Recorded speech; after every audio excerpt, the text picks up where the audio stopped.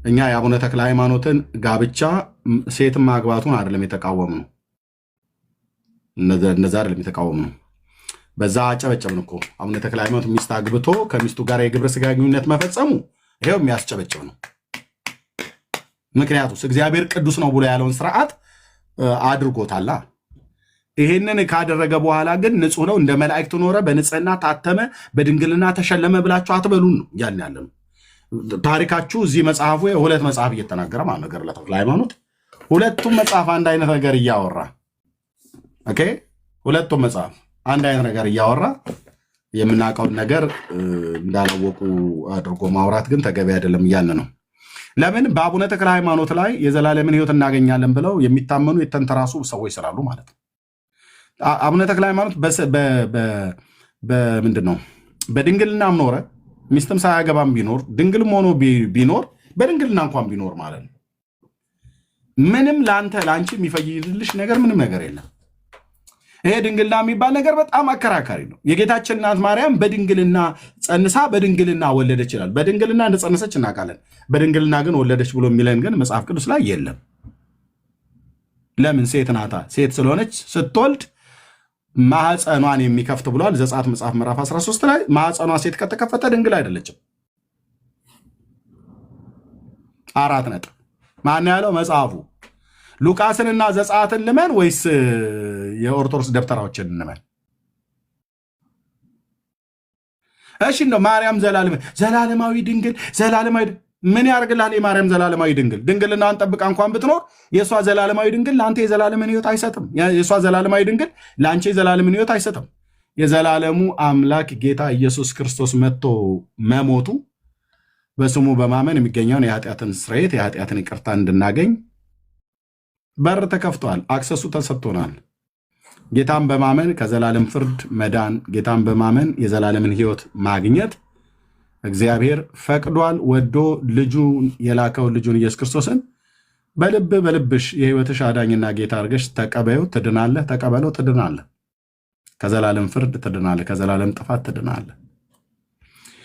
ይህን ነው የምንናገረው። ጋብቻን ተቃውመን አይደለም ተክለ ሃይማኖት ላይ የመጣኑ። ይልቁም ጋብቻን በአንድ ሴትና በአንድ ወንድ መካከል የሚደረግን ጋብቻ እኔ ብቻ ነው እዚህ ያሉ ወንድሞች ሁሉ በሙሉ እናበረታታለን። ለዚህ ነው አግቡ ብለን የምንለው።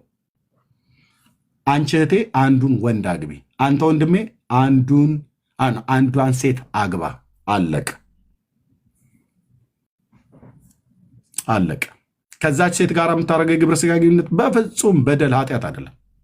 ከዛ ካገባሽው ወንድ ጋር የምታደርገው የግብረ ስጋ ግንኙነት በፍጹም ኃጢአት አይደለም። ወንድሞች ናቶች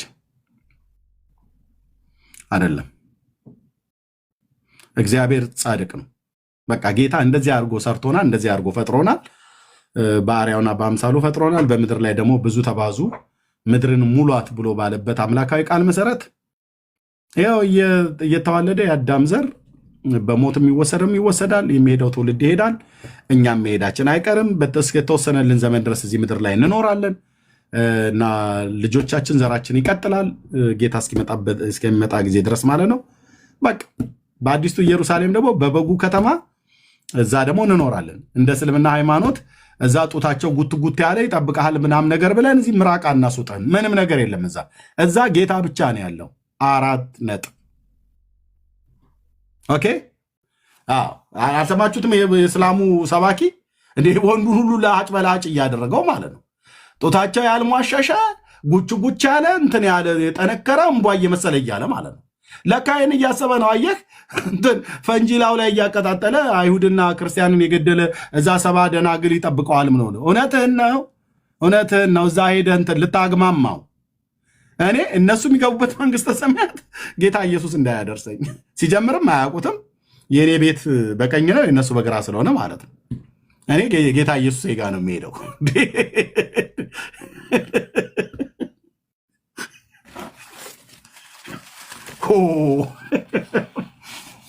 ኦርቶዶክስም ትልላለች በመጽሐፏ ባልና ሚስት ቢያ ሲኖሩ በምድር ቲያ በኋላ ሲሞቱ እና በዛ በመንግስተ ሰማያት የወርቅ አልጋ ይነጠፍልሃል። በወርቅ አልጋ ላይ አንተና ሚስት ልትተኙ። እውነትህን ነው ወንድም አለም። እህቴ እውነትሽን ነው ወይ? የወርቅ አልጋ አይደል? ወርቅ እዚሁ እኮ እንትን ኢሉባቡር እኮ ብትሄድ ታገኛለህ አንተ። በቃለኛ ትልቁ ወርቅ ሆኖ የወርቅ አልጋ ተነጥፎልህ ከዛ እነ ቅዱስ ሚካኤል መላእክት እየመጡ እንደዚህ እያራገቡልህ ከሚስት ጋር ስትጮት በክንፋቸው አይደል እንደዚህ እያረጉ አንተ ወንድም ስትንከራተት ነበር በምድር ላይ ለአገልግሎት ቢዚ ሆነ ከሚስት ከሴት ጋር ብዙም እንትን አትልም ነበር። አሁን ግን በእውነት የምርኮ ዘመን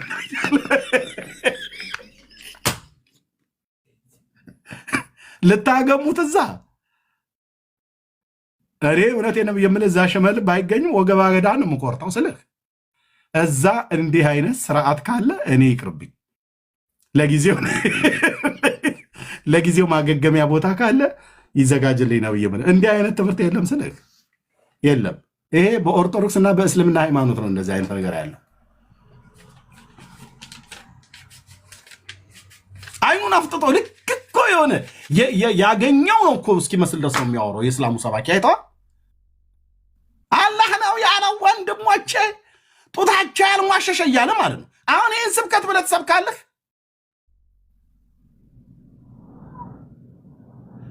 እዚህ እኮ ራሱ እኮ ሲያገቡ እነሱ 4 ነው፣ እኛ ግን በአንድ ነው። በአንድ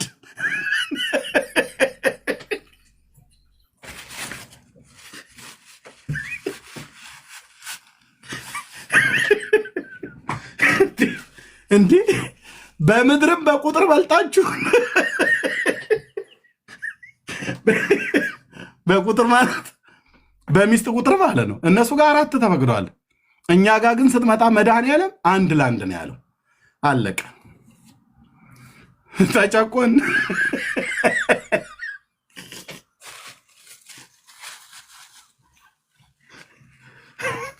እሱ ጭቆና በዝቶብናል የሚል ሰው ካለ ሄዶ እንግዲህ ተክቢር ነው ማለት ያለበት። ኦኬ። አይ እኔ የገሊላውን ኢየሱስን ነው የምከተለው፣ ጌታዬን ጻድቁን ጌታ ነው የምከተለው። አቅ አዳምን አየና ብቻውን በገነት እግዚአብሔር ከጥንቱ ሔዋንን ሰራለት። ብዙ አጥንቶች ወስዶ ብዙ ሴቶች አይደለም የሰራለት። 4 ሴቶች 4 አጥንት አውጥቶ ከጎድኑ 4 ሴቶች፣ አንዷን ወፍራም፣ አንዷን ቀጭን፣ አንዷን ረጅም፣ አንዷን እንደዚህ አድርጎ አይደለም የሰራለት።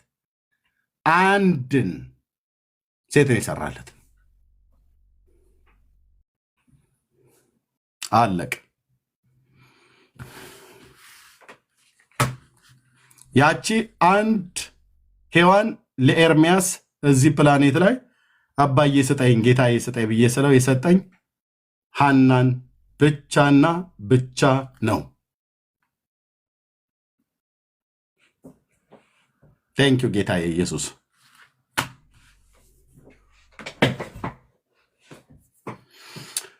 ኦኬ፣ ተባረኩ። ጌታ እንዲሰጣችሁ ጠይቁ፣ ለምኑ፣ ጸልዩ። የእውነት ጸልዩ፣ የእውነት ጸልዩ፣ የእውነት ጸልዩ። በትዳር ጉዳይ ላይ እንዳትቀልዱ ወንድሞች እናቶች፣ በእውነት ጸልዩ፣ በእውነት ጸልዩ። በጣም ጸሎት የሚያስፈልገው ነገር ለሁሉ ነገር ጸሎት ቢያስፈልገንም ግን ትዳር በጣም ካገባችሁም በኋላ ጸልዩ፣ ከማግባታችሁም በፊት ጸልዩ። አንዳንዱ እስኪያገባ ነው የሚጸልየው፣ ካገባ በኋላ ግን ጸሎት ይተዋል። ጸልይ፣ ካገባህም በኋላ ጸልይ።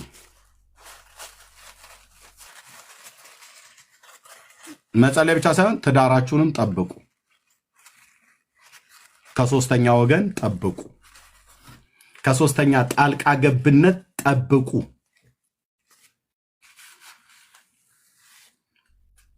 ሚስትን ካገባ በኋላ የእናቴ ነገር የምዬ ነገር አይሆንልኝም ብለህ ሚስት ፊት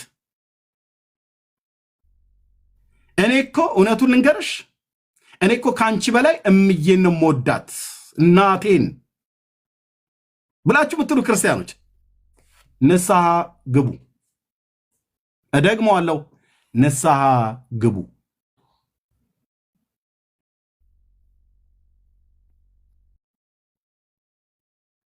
ኦኬ።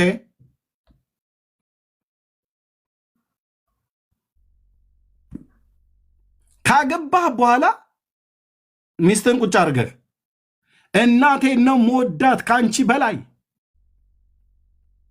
እናቴን ነው የምሰማት ካንቺ በላይ፣ እናቴን ነው የምሰማው ካንተ በላይ፣ ወላጆቼን ነው የምሰማው ካንተ በላይ፣ ካንቺ በላይ የምትባባሉ ሰዎች እግዚአብሔር ምሕረት ያደርግላችሁ። በእውነት ምሕረት ያደርግላችሁ። ቤታችሁ ከቶም አይፈወስም። እውነቱን ስነግርሽ ማለት ነው። ለምን ልብሽ ካልተፈወሰ ለባልሽ ባልሽን ቤት ውስጥ ቁጭ አድርገሽ የእናትና የአባትሽን ያህል እንኳን ራሱ ሪስፔክት ነው አታምኙም። ሚስትን ቤት ቁጭ አድርጋት የእናትና የአባትህን እንኳን ራሱ ያህል አታምናትም ማለት ነው። ለዚህ ነው እኔ የምዬ ነገር እኮ በማንም አልተካትም። እኔ ምንም ቢሆን ይላሉ አንዳንድ ሰዎች፣ ምንም ቢሆን ከእናት የሚበልጥብኝ የለም ይልሃል።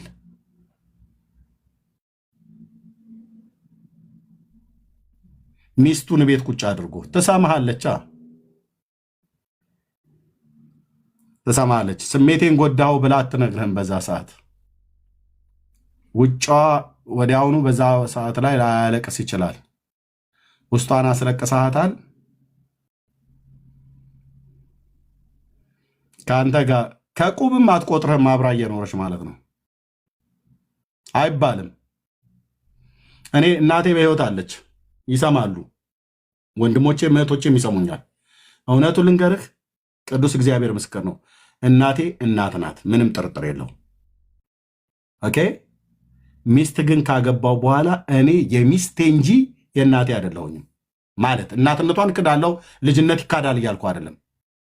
ለእናት ያለውን ድርሻ እሰጣለሁ። ኦኬ። ይህንን የእግዚአብሔር የአምላክ ቃል ነው የሚያስተምረው። ደበበና ስማ፣ ለአንተ እንጀራ እየጋገረች ወጥ እያንፈቀፈቀች ከሰውነት ጎዳና ወጣ ልጆችን እያጠበች አርግዛ የምታሳድግ ሚስትህን ቤት ቁጭ አድርገህ እኔ ከምዬ እና ታዲያ አንተ ምዬ ነበረ ማግባት የነበረ። በመቼም ሰው እናቱን አያገባም። ኦኬ። እኔ ለእናቶቻችሁ ለወላጆቻችሁ ፍቅር አትስጡ እያልኩ አይደለም። እኔም እሰጣለሁ። ግን ምን ማለት ነው? አንተ ዘመኗን ህይወቷን የሰጠችን ሴት አምጥተህ ቤት ቁጭ አድርገህ እኔ ከእናቴና ከአባቴ አትበልጭ ምናምን ነገር ትላታለህ? አይባልም። ዚፕ ነው ማስገባት ያለብህ። አይባልም ያላችሁ ወንዶች እመኑኝ፣ ያልኩህ ትንቢት እየተናገርኩብህ አይደለም። ትዳራችሁ አይፈወስም ይቅርታ ካላልካት። አትነግርህም። አንዳንዶቹ አይነግሩም። አንዳንዶቹ እህታችን ለሁሉም እንደሚገባው ክብር መስጠት አለበት፣ መውደድን ፍቅርን መስጠት አለበት። እናትም በእናትነቷ መከበር አለባት፣ ፍቅርን መስጠት አለበት። ምንም ጥርጥር ወላጆቻችን ሁሉ ጭምር ማለት ነው። ሚስትስ ጋር ሲመጣ እኔ አልቀልድም ነው ብዬ የምልህ። እናንተ የምትቀልዱ ከሆነ መብታችሁ ነው። እንደ ተክለ ሃይማኖትም ስትሞት ደስ አለው ብሎ እንዳለ እንደዚህ አይደረግም። ጌታ ኢየሱስ ዘመናችሁን ይባርክ። ተባረኩ። ለዛሬ ይህንን ብለን ካልን በዚህ እናበቃለን። ወንድምነት አይ ቲንክ ውጭ ነው ያለው፣ የሚከፍት አይመስለኝም። እኔም ጋር እኩለ ሌሊት ሆኗል። በዚሁ እናብቃ። ስለዚህ የተክለ ሃይማኖትን ስናነሳ ተክለ ሃይማኖትን ለዘላለም ሕይወት የሚያምኑት ሰዎች ስላሉ ነው። ለዘላለም ሕይወት የምታምነው ሰውዬ አግብቶ የሚኖር በድንግልና የሚኖር ምንም እንደማይጠቅሟቸው ሰዎች ናቸውና ቅድም እንደ ንጉሥ ዳዊት እንደና አብርሃም ሌሎችም አባቱ ተጠቅሰዋል። ኦኬ። የቱንም ያህል በቅድስናም ኖሩ በድካምም ኖሩ ከዘላለም ሕይወት አኳያ ዳዊትም በለው ተክለ ሃይማኖት አብርሃምን በለው ማንም ከዘላለም ሕይወት አኳያ እነሱ የዘላለምን ሕይወት ሊሰጡ አይችሉም። እግዚአብሔር የዘላለምን ሕይወት እንደሰጠን ይህም ሕይወት በልጁ እንዳለ ምስክሩ ይህ ነው። ልጁ ያለው ሕይወት አለው፣ የእግዚአብሔር ልጅ የሌለው ሕይወት የለው ይላል። 4 ነው። የእግዚአብሔር ልጅ አለህ፣ ሕይወት አለህ። የእግዚአብሔር ልጅ የለህም፣ ሕይወት የለህም። የዘላለም ሕይወት እንዳላችሁ ታውቁ ዘንድ በእግዚአብሔር ስም ለምታምኑ ይህን ጽፌላችኋለሁ ብለው ቅዱሳት ሐዋርያት የጻፉትን የእግዚአብሔርን ቃል አንሱና አንብቡ መጽሐፍ ቅዱስን። በጣም ብዙ ኦርቶዶክሳውያን ተደብቃችሁ የምትሰሙ አላችሁ።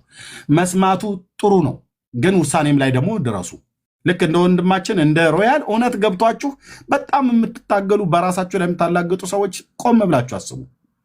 ቆም ብላችሁ አስቡ። ከዛሬ ይልቅ ለነገ ቆም ብላችሁ አስቡ። ልብ በሉ። ሰው የቱ ጋር የህይወት ዘመኑ እንደ ዣንጥላ እንደሚታጠፍ አያውቀውም። በሞት መጠራትም አለ። የዘላለምን ህይወት ሳታገኙ አትሙቱ። ወንድሞች እናቶች፣ የዘላለምን ህይወት ሳታገኙ አትሙቱ። ዳኑ ከዘላለም ፍርድ በክርስቶስ ኢየሱስ። ና ወደ ጌታ አቅፍ፣ ና ወደ ጌታ አቅፍ። በምሕረቱ ታዛ ውስጥ ናገባና ዳን። በጸጋው ባለጠግነት ሊያድንህ፣ በምሕረቱ ባለጠግነት ሊምርህ፣ በዘላለም ፍቅሩ ወዶህ ቀራንዮ መስቀል ላይ ነፍሱን እስከመስጠት ድረስ እንደዚህ አይነት አፍቃሪ፣ እንደዚህ አይነት ወዳጅ ለእኔና ለአንተ ለማንም በዚህ ምድር ላይ ከኢየሱስ ውጭ ማንም የለም። በጌታ በኢየሱስ ክርስቶስ የሚያምን የኃጢአቱን ይቅርታ ያገኛል። የዘላለም ፍርድ ከላዩ ላይ ጥላ። ዛሬ ላስነብብህ። ግን ይሄ አሁን ብዙ ኦርቶዶክሳውያን ይሄንን ሲያነቡ ይውላሉ፣ ሲያነቡ ያድራሉ ብለህ ነው የምታስበው? ይሄንን ሲስሙት ነው የምታድሩት። እናንተ ስትስሙት ስትሳለሙት ነው የምታድሩት። ማንበብማ እናንተ ቤት ማንበብ።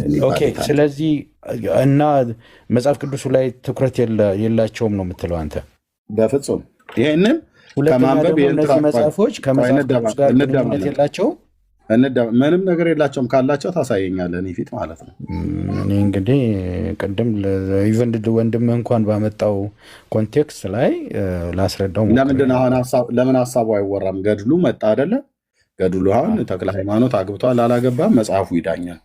ምዕራፍ 23 ገጽ 83 ምዕራፍ 23 ፍስሐ ጽዮንም ተጽናንቶ አደገ፣ በመንፈስ ቅዱስም ጎለመሰ። ፈረስ መቀመጥ፣ አውሬ ማደንን፣ ቀስትን መንደፍን፣ የጦር መሳሪያን ሁሉ አወቀ። በፈረስ ላይም በተቀመጠ ጊዜ ከኃይሉ ጽናት የተነሳ ፈረሶቹ ይወዙ ነበር፣ እስኪያልባቸው ድረስ ነበር ማለት ነው። ፈረሶቹ እንትን የሚለው ጦርም በወረወረ ጊዜ ያሰበውን ይወጋል። ደምም ሳትቀባ ባዶዋን አትመለስም ነበር። ያው ምንድን ነው የሚወጋው? እንግዲህ እሱን ቀስ ብለን ከርከሮ ነው፣ አውሬ ነው፣ ጅብ ነው፣ ሰው ነው።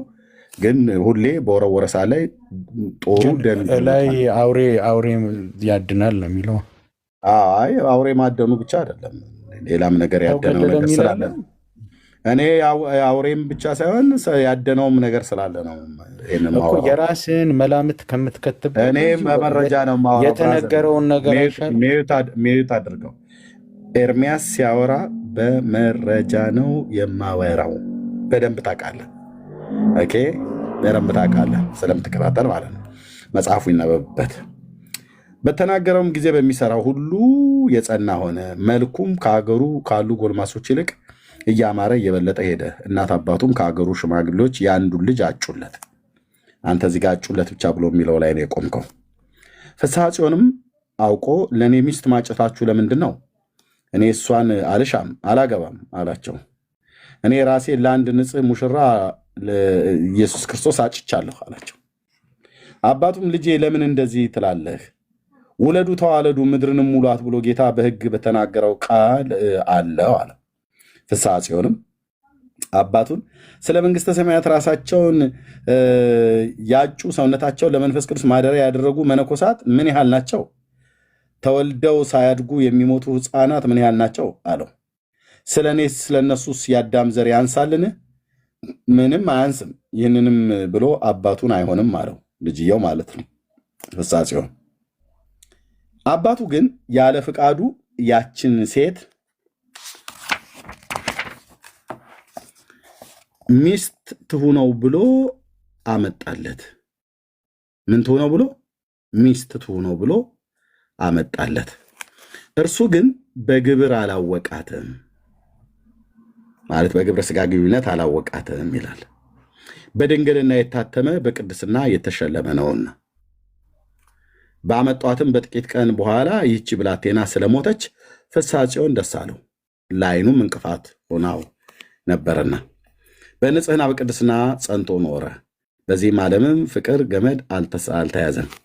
ሰውነቱን እውነትን ነገር በመውደድ እግዚአብሔርን በመፍራት በማምለክ የተጌጠች ሆነች ብሎ ይጨርሳል ማለት ነው። ስንተኛው ቁጥር ላይ ይጨርሳል? 8ኛው ቁጥር ላይ ነው የሚጨርሰው። ቆይ አንድ መጽሐፍ ላመጣልህ ነው። ጠብቀኝማ ሌላ መጽሐፍ ላመጣ ነው።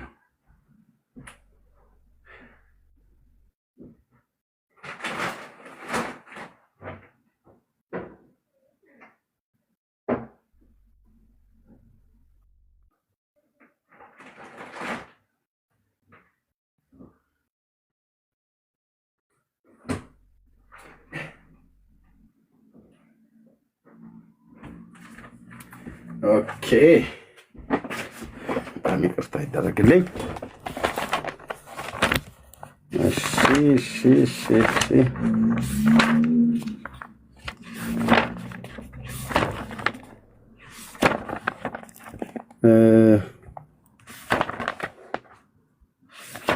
አስራ ዘጠኝ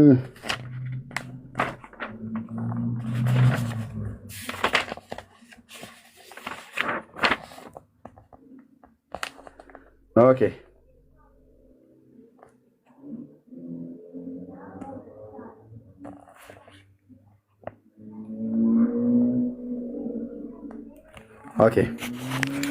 ልብ በሉ።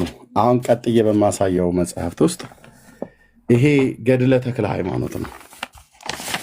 2 ነው ያለኝ። ይሄ ደግሞ ነሐሴ 1989 ዓ.ም የታተመ ነው። ኦኬ ይሄ መጽሐፍ የተለያየ ጊዜ ታትሟል። ለእነዚህ ጊዜያት አንደኛው እትም በ1946፣ ሁለተኛው እትም በ1988፣ ሶስተኛው እትም በ1968፣ ሶስተኛው እትም በ1973፣ አራተኛው እትም በ1989 የታተመ ነው። ኦኬ በዚህ ክፍል ላይ ገድለ ተክለ ሃይማኖት ፍስሐ ጽዮን ስለ ትዳሩ በሚናገርበት በዚህኛው ክፍል ላይ ስንተኛው ምዕራፍ ላይ ነው የሚናገረው? 22ኛው ምዕራፍ ላይ ቅድም ያነበብነውን ይናገራል። ስንት ቁጥር እንዳለው ይዩት። 1 2 3 4 5 6 7 8 9 10 11 12 13 14 15 18 20 25 ቁጥር አለው ማለት ነው። 25 ቁጥር አለው ይሄኛው ገድለ ተክለ ሃይማኖት በ1989 ዓ.ም የታተሙ 25 ቁጥር አለው። ምዕራፍ 22 ማለት ነው። ልብ በሉ። ይሄኛው ደግሞ በዚህኛው ክፍል ላይ 23ኛው ምዕራፍ ላይ የተጻፈው ስንት ቁጥር አለው? 8። እዚህ ስንት አለው? 25።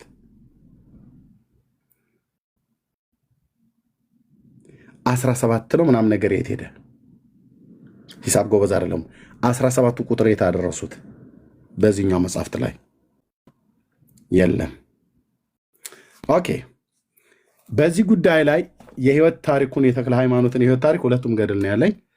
የአቡነ ተክለ ሃይማኖትን የህይወት ታሪክ በቤተክርስቲያኒቱ በጣም አንቱ ተብሎ የተጨበጨበለት ታሪክ ጸሐፊ ነው ተብሎ የሚታመን አይ ቲንክ ከ30 በላይ ነው ምናምን ነገር የሚሆኑ መጽሐፍቶችን ጽፏል ተብሎ ይታመናል። ዳንኤል ክብረት ደግሞ ጥሩ ጸሐፊም ነው። እውነት ለመናገር ኦርቶዶክስ ነው እሱ፣ የኦርቶዶክስ ዲያቆን ነው። አዶ ነው ቴዲዬ፣ ምናልባት ትረዳኛለህ። ስንት መጽሐፍቶችን ያህል ጽፏል ዲያቆን ዳንኤል ክብረት? የምታውቀው ካለ በቁጥር አንድ ሰው ሲናገር አጋኖም ሊሆን ይችላል። 40 መጽሐፍ ያህል ጽፎ ምናምን ነገር ሲል ሰማሁት።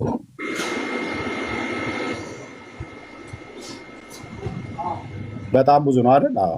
እሺ ጎንደር የሚት አድርገው። ቴንክ ዩ። ኦኬ እሺ፣ በጣም ብዙ ነው። ግን አንድ ሰው እንደዛ ወደ 40 ምናምን ነገር ብሎ ሲል 35 በላይ አይደል? ኦኬ በቃ ስለዚህ ከ35 በላይ መጽሐፍቶችን ጽፏል ማለት ነው። ከዛ መጽሐፍት ውስጥ አንደኛው መጽሐፍ እንግዲህ ይሄ ነው። የአቡነ ተክለ ሃይማኖትን ታሪክ ቆንጆ አድርጎ ጽፏል ተብሎ በኢትዮጵያ ኦርቶዶክስ ቤተክርስቲያን የሚታወቅ ማለት ነው። በዚህ ክፍል ላይ ይሄ በገድሉ ላይ የተጻፈውን የአቡነ ተክለ ሃይማኖት የሚስቱን ማግባት ጉዳይ ዲያቆኑ እዚህ ጋር ፍርጥ አድርጎ ለጽሁፉ ታማኝ ሆኖ እሺ ትልቁ መጽሐፌ ነው ቴድዬ። እሺ አዎ በጣም ብዙ ገጽ ነው። ኦኬ በዚህ ክፍል ላይ ስለ ጋብቻ ሁኔታ እንደዚህ ዘግበዋል። ዳንኤል ክብረት ከድቁና እስከ ቅስና አቡነ ተክለ ሃይማኖት ማለት ነው። ፍስሐ ጽዮን ወደ ሀገሩ ሲመለስ በጥንታዊቷ የኢትዮጵያ የሚኖሩ ወጣቶች የሚገጥማቸው የኑሮ ሁኔታን ነው የገጠመው። ፍስሐ ጽዮን ለወላጆቹ አንድ ልጅ ነው። በዚህ የተነሳ ጋብቻ መስርቶና ዘር ተክቶ ለማየት እግዚአብሔርያና ጸጋ ዘአብ ፈለጉ፣ እናትና አባቱ ማለት ነው። በዚያን ጊዜ የሆነውን ነገር ቅጂዎቹ ተከፋፍለው ጽፈውታል። ልብ በሉ።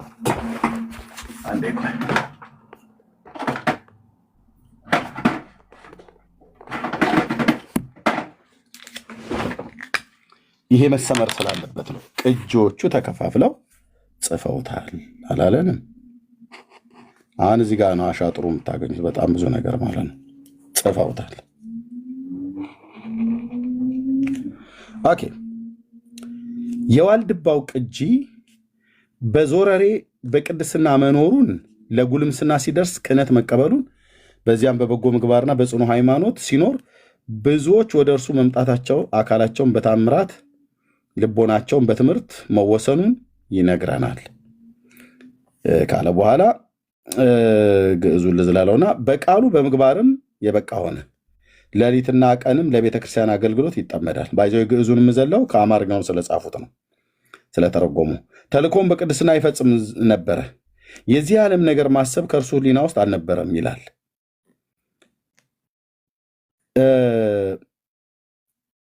በሌሎች ቅጂዎች ላይ የሚገኝ ነው። የኋላ ዘመን ገድል ጸሐፊዎች ይህንን ለመተርጎም በብርቱ ደክመው ታሪኮቹን ነው የሰበሰቧቸው። የዮሐንስ ካማውና የሐይቁ ቅጂ እንዲህ ይተርካሉ።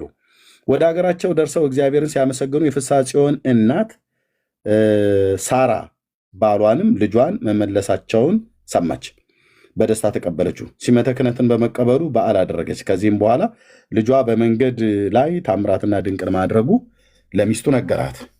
እስከ ዘላለም ምስጋናን አኮቴት የሚገባውን እግዚአብሔርን አመሰገኑት። ከዚህም በኋላ ፍስሐ ጽዮን አደገ። አባቱ ሚስት አጨለት። ፍስሐ ጽዮን አባቱን ሚስት ምን ያደርግልኛል አለው። አባቱም መጽሐፍ አዳምን ብዙ ተባዙ ሙሏት፣ ምድርም ሙሏት ብሎ መለሰለት። ሕፃኑም ፈገግ አለና በእኔ ምክንያት የአዳም ልጆች ቁጥር የሚቀንስ ይመስልሃል? ጋብቻ እምቢ ብለው ስጋቸውን ጽዋ የእግዚአብሔር ማደሪያ አድርገው የሚጠብቁት መነኮሳት ቁጥር ብዙ መሆኑን አታውቅምን? ደግሞስ በዓለም ላይ ሳያገቡ የሚሞቱ ሕፃናት ስፍር ቁጥር አላቸው። በእነዚህ ምክንያት የአዳም ዘር ቁጥር በምድር ላይ ይቀንሳልን? እኔስ እንደዚሁ ስጋዬን ንጹሕ የእግዚአብሔር ማደሪያ አድርጌ መጠበቅ ፈለኩ አለ። አባቱ ይህንን እግዚአብሔርን ከፈቀደልህ ታገኘዋለህ፣ አሁንም ግን መታገስ አትችልም አለው። ፍስሐ ጽዮንም መታገስስ በእኔ ኃይል የሚሆን አይደለም፣ ነገር ግን በእግዚአብሔር ፍቃድ ይሆን አለው። ይህንንም ብሎ ሕፃኑ ዝም አለ። ነገር ግን በዚያን ዘመን በሴዋ ምድር የመነኮሳት አስኬማ አልተገለጠም ነበር።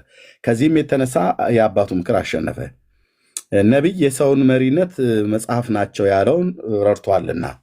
ቅዱሱ ግን በዚህም ዘመን ወደ ምንኩስና የሚመራ ካላገኘ አባቱ በምን ምክንያት ይተዋል? ከጥቂት ቀንም በኋላ አባቱ ለፍስሐ ጽዮን ሚስት አጨለት። እንደ ሐዋርያም ስርዓት ሰርግን አደረገ። የቤተ ክርስቲያንም ካህን ሙሽራዋንም በሙሽራ ላይ ንጽሕት ለሆነ ጋብቻ ሕግ ባረከ። ልብ በሉ፣ ቅድም ወንድማችን አላገባም አጨለት እንጂ አላገባም ብሎ የሚለውን አላቅም ነው ብሎ ያለው። በእርግጥ አላቅም ብሎ ስላለ ይወቅ። አሁን ልጁ ግን ያለ ፍቃዱ ስለሆነ አልወደደም ነበር። የጣና ቂርቆሱ ቅጂ ብዙ ቅጂዎች ናቸው ያሉት። ባይዘው ልብ በሉ፣ የሐይቁ ቅጂ አለ፣ የዋልድባው ቅጂ አለ፣ ይሄ ደግሞ የቂርቆሱ ቅጂ አለ። ወሶ በበጽሐ ምናምን ነገር ብሎ ካለ ለጉልምስና ዕድሜ በደረሰ ጊዜ ሕግ አጋቡት፣ እርሱ ግን አልፈቀደም ነበር ይላል። ለፍስሐ ጽዮን ወላጆቹ ሚስት ማጨታቸውን ሁሉም ቅጂዎች ይስማሙበታል። ምን አልክ? ለፍስሐ ጽዮን ለተክለ ሃይማኖት ሚስት ማጨታቸውን ሁሉም ቅጂዎች ይስማሙበታል። ከዋልድባው ቅጂ በስተቀር ጋብቻውን በተመለከተ ግን ሁለት አይነት ሐሳብ ይሰጣሉ። አንዳንዶቹ ቅጆች ሚስት እንደታጨለትና ነገር ግን በምንኩስና የመኖር ሐሳብ ስለነበረው በባል ሚስት በደንብ ሳይኖሩ እንዳረፈች ይተርካሉ። እንደሞተች ማለት ነው። አንዳንዶቹ ደግሞ ጋብቻው በስርዓተ ቤተክርስቲያን መሰረት መከናወኑን ሰርግም እንደነበረ ይገልጣሉ። ያም ቢሆን ግን ያለ ፍቃዱ ወላጆቹ አስገዳጅነት የተከናወነ መሆኑን ይስማማሉ። በዚህም ዘመን ልጆቻቸው ሚስት የሚያጩ ወላጆቻቸው ናቸው። የልጆች ፍቃድ አይጠየቅም። ወላጅ ለወላጅ ተገናኝቶ ሁሉን ይጨርሳል። በዚህም ባል መሰረት ለፍስሐ ጽዮን ሚስት ታይቶለት ጋብቻው በቤተክርስቲያን ተፈጽሟል። በ1418 ዓመተ ምህረት የተጻፈው የመጀመሪያው የደብረ ሊባኖሱ ቅጂ ነበሩ። ቅጂ በቅጂ ነው። በጣም ብዙ ገድል ነው ያለው። ከእርሱ ተቀርቶ ወይንም ከጥቂት ዘግየት ብሎ የተጻፈው የሐይቁ ቅጂ ይህንን ነገር ይነግሩናል። ስለ ጉዳዩ የሚተርኩልን ቅጆች ሁለት ነገር ይስማማሉ። ፍስሐ ጽዮን በዚህ ዓለም ተድላ ደስታ መኖር ፍላጎቱ እንዳልነበረው የዋልድባው ጥንታዊ ቅጂ ይህንን ይነግረናል። ሁለተኛው ደግሞ ጋብቻ የተደረገው ያለ ፍቃዱ ነው። ይህም ደግሞ በዚህ ዘመን ባህል የታወቀ ነው። ፍስሐ ጽዮን በድንግልና ለመኖር ያለውን ሐሳብ ቢገልጥም አባቱን ማሳመን አልተቻለውም። የዚህን አንደኛው ምክንያት ገድላቱ ሲገልጡ ወባህቱ አስተርአየ አስኬማ መነኮሳት ወውቱ መዋለ በምድረ ሴዋ ወበእንተ ዝንቱ ሞዓ ምክረ አቡሁ። በዚህንም ዘመን የመነኮሳት አስኬማ በምድረ ሴዋ አይታወቅም ነበርና ከዚህም የተነሳ የአባቱ ሐሳብ አሸነፈ ይላሉ። እስካሁንም ያገኘናቸው ቅጆች ፍስሐ ጽዮንን ያለ ፍቃዱ ማግባቱን ይገልጡልናል። አንዳንድ ቆየት ያሉ ከቀድሞቹ የተቀዱ ቅጂዎች በሁለቱ መካከል የባልና የሚስት ግንኙነት እንደነበረ ጽፈዋል። ልብ በሉ። እስካሁን ቅጂ ከተባሉት ውስጥ አንዳንድ ቆየት ያሉና ከቀድሞቹ የተቀዱ ቅጆች በሁለቱ መካከል የባልና የሚስት ግንኙነት እንደነበረ ጽፈዋል። የሚጣቁ ገድለ ተክለ ሃይማኖት ፍስሐ ጽዮን ወላጆቹ ባስቸገሩት ጊዜ ማግባቱን አሁንም የወላጆቹን ጭቅጭቅ ሲበዛበት ከሚስቱ ጋር መገናኘታቸውን ነገር ግን ከ3 ቀን በላይ እንዳልተገናኙ ይናገራል። ለ3 ቀን ያህል ያው ቀምሷል እያለ ነው። ካገባት ሚስቱ ጋር ነው። ከ3 ቀን በላይ እንዳልተገናኙ ይናገራል። የዚህም ምክንያቱ በብሔረ ብፁዓን የሚገኙ ቅዱሳን ከሚስቶቻቸው ጋር የሚገናኙት 3 ጊዜ ብቻ ነው ይላል። እሺ ፉትኖቱ ላይ እንደዚህ ይላል። እሺ ቴዲዬ፣ ይህ ታሪክ በሚጣቁ ቅጂ ላይ ቢገኝም ነገር ግን የኋላ ሰዎች በከፊል ደምስሰውታል። የሚጣቁ ቅጂ ላይ ነበረ ማለት ነው። ቅጂ ብለው ማለት ነው። የዋልድባው ቅጂ፣ የሐይቁ ቅጂ፣ የጣና ብራዘር እስኪ ይቅርታና አንዴ ያዝልኝ እስኪ። ቆይ እሰጥሃለሁ። አቋርጠኝ አይደለም ጨርስና እሰጥሃለሁ። ምን አለ? የዋልድባው ቅጂ፣ የሐይቁ ቅጂ፣ የጣና ቂርቆሱ ቅጂ፣ ኦኬ፣ የደብረ ሊባኖሱ ቅጂ በቅጂ ሆኗል ማለት ነው። ከዛስ ይህ ታሪክ የሚጣቁም ቅጂ አለ። የሚጣቅ እዚህ ጋር አልተጻፈም። የጉባ ላፍቶም ቅጂ አለ። በጣም 6 ነው 7 በላይ ቅጂዎች ናቸው ያሉት። ይህ ታሪክ በሚጣቁ ቅጂ ላይ ቢገኝም የሚጣቁ ቅጂ ላይ ነበረ ማለት ነው። ነገር ግን የኋላ ሰዎች በከፊል ደምስሰውታል። ታሪኩን መሟላት የሚቻለው ከጉባ ላፍቶ ቅጂ በገድለ ተክለ ሃይማኖት ውስጥ ለብቻው ተአምር ሆኖ ተጽፏል። የግብረ ሥጋ ግንኙነት ማድረጉ አቡነ ተክለ ሃይማኖት ከሚስቱ ጋር ያደረገው የግብረ ሥጋ ግንኙነት ተአምር ተብሎ ተአምሪሁ ተብሎ ተጽፏል ማለት ነው።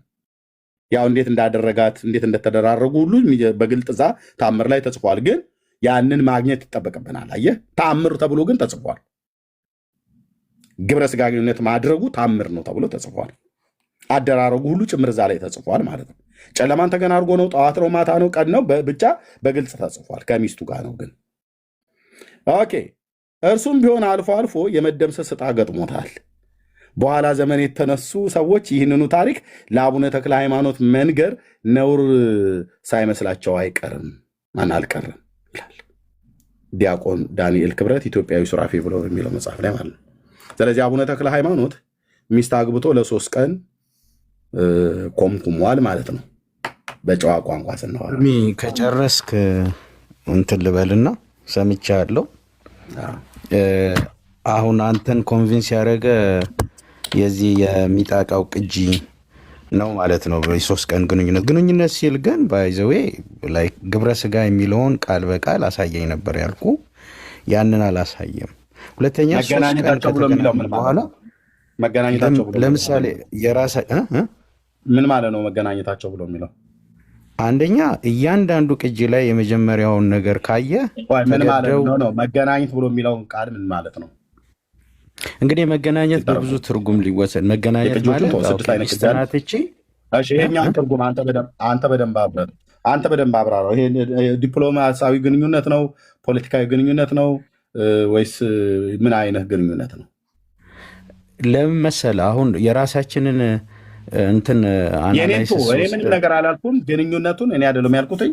የሚጣቁ ቅጂ ለምሳሌ እኔ የምረዳው በምን እንደሆነ ልንገርህ። የሚጣቁም ቅጂ የጉባ ላፍቶም ቅጂ ይናገራል። ሌሎች ቅጂዎች ደግሞ ደምስሰውታል እንጂ እኮ ይናገራል። አሁን አንተ ምን አይነት እሺ የኔ መረዳት ልንገርህ። እሺ በቃ ባጭሩ ከገድሉ ከተነገረ አሁን ደግሞ ደስ የሚለው በደንብ አድርገን ያነበብከው ከመጀመሪያው ጀምሮ የእሳቸውን ፍላጎቱ ተመለከተ። አሁን ይኸውልህ አንደኛ ራሳቸውን ለክርስቶስ ሙሽራ ማጨታቸውን ገድሉ ሁሉም ይናገራል። ሚስት እንደማይፈልጉ የሚስት የሚለው ግዴታ የመጣው ከአባታቸው እንደሆነ፣ አባታቸው ደግሞ ኦፍኮርስ የፈለጉበት የራሳቸው ነገር አለ። ልጃቸውን የልጅ ልጃቸው ማየት ይፈልጋሉ። በቃ እንደዚሁ ብንረዳ እንደ አባትነት። ከዛ ተገደው ነው። እያንዳንዱ ቅጂ ደግሞ እንዳልተስማማ ነው ዳንኤልም ኮንክሉድ ያደረገው። ገብተዋል። ሁለተኛ ይሄኛው ደግሞ ግንኙነት የተባለው ነገር ለሳቸው አሁን ለሳቸው ያለው ጽድቅ የተሰጣቸው ቦታ እንደ ኖር ያስቆጥርባቸዋልም ብሎ ደምድሞታል። አይተ እንደሆነ እንዲህ ብለው የሚያምኑ አሉ ብሏል። እዛ ጋር ዲቤት አለ ማለት ነው። ባጭሩ ምንም ክላሪቲ የለውም። ክላሪቲ በሌለበት ይሄ ነው ብሎ መደምደም ትንሽ ይከብዳል። የጉባ ላፍቶና የጉባ ላፍቶና የሚጣቁን ቅጂ የት አድርገው ነው አንተ ስለ ሌሎቹ ቅጂ የምታወራው? እኮ የሚጣቃና የጉባው ላፍቶ ቅጂ ራሱ እንደዚህ አድርገውታል ብሎ ነው እሱ የሚለው እንጂ እኮ ማድረግ ተገናኝተዋል ብለዋል። ለ3 ቀን ያህል ተገናኝተዋል ብለዋል። ለ3 ቀን ተገናኝተው ከዛ በኋላ ሌላው ላይም ግን የሚለው ባይዘው ግንኙነቱን አይናገር እንጂ ግንኙነቱ ምን አይነት ግንኙነት ነው? የ3 ቀኑ ግንኙነት በቃ እኔ የምረዳው ምንም ነገር በመካከላቸው እንዳልተፈጸመ 3 ቀን ሙሉ ግን ምን አይነት ግንኙነት ነው? የአካል ግንኙነት ነው? የመንፈስ ግንኙነት ነው? የመንፈስ እሳቸው በዛ ሰዓት እችን ልጅ እኔ እንዳስረዷት በጣም ብዙ ነገር እንደነገሯትና እንደውም የእሳቸውን ክርስቶስን ሰብከው ለእሷ እንደውም እሷ የእሳቸውን የሐዋርያነት ተጋድሎ የወንጌልን ስራ ተጋድሎ እንቅፋት እንዳትሆን እንደውም በቃ በጽድቅ እንደሞተችና ተነጥቃ እንደተወሰደች ነው የምቆጥረው። ምንም እሳቸው ነገር ሌላ ነገር ሳይሆን እኔ ያልኩ ግንኙነቱ ምን አይነት ግንኙነት ነው? ሰርግ ተደርጓል አይደል? ተደርጓል። ሌላውም እኮ ይላል እኮ መታጨት ማለት እነሴንስ እኮ ያው ሚስት ሆናለች። ቆይ ብራዘር ነው እሱ ብቻ አይደለም። መታጨት ሌላ ነው። በገጠር እኔ ገጠር ልጅ ነኝ። አንተ ገጠር ልጅ ከሆንክ እንደኔ እኛ ጋር መታጨት ማለት ማግባት ማለት አይደለም። ሰርግ የሚደረግበት ቀን አለ። አዎ እሱን እንደዛ ይወስደዋል። ግን መታጨት ማለት ማግባት ማለት አይደለም። አገባ ተብሎ የሚባለው ሰርግ ተደግሶ በአገሩ ባህል እዛም እዚህም ሰርግ ተደግሶ በስርዓት ሙሽራው ከሙሽሪትን ሄዶ ይዞ ሲመጣ እንደዛ ነው። እና በጫጉላ ቤት የሚደረግ ወግ አለ። እሱ ሁሉ ሲፈጸም ነው። አሁን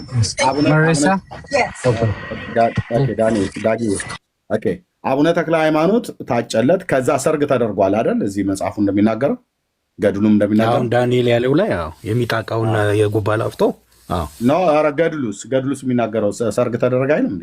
እሺ ተደርጓል። ያኛው ላይም ይላል ይናገራል አይደል? ገድሉ ራሱ ይላል። እሺ ሰርግ ከተደረገ በኋላ ሙሽራው ሄዶ ሙሽሪትን ያመጣል አይደል?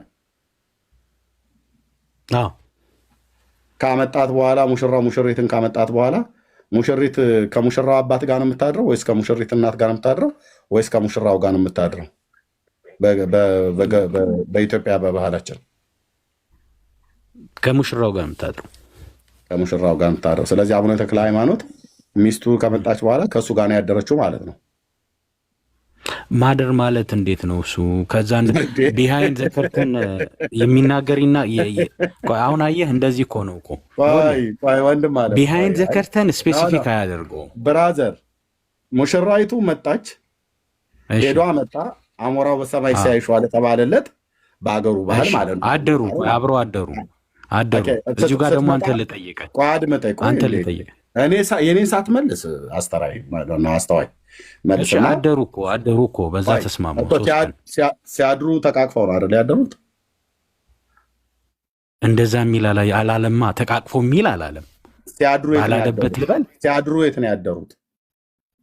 ምናልባት እንደውም ስፔሲፊክ አያደርገውም። አብረው ይሆኑ ሲያድሩ የት ነው ያደሩት? ለብቻ ይሁን አይልም። እንደዛ በቃ ሲያድሩ የት ነው ያደሩት ነው የሚለው።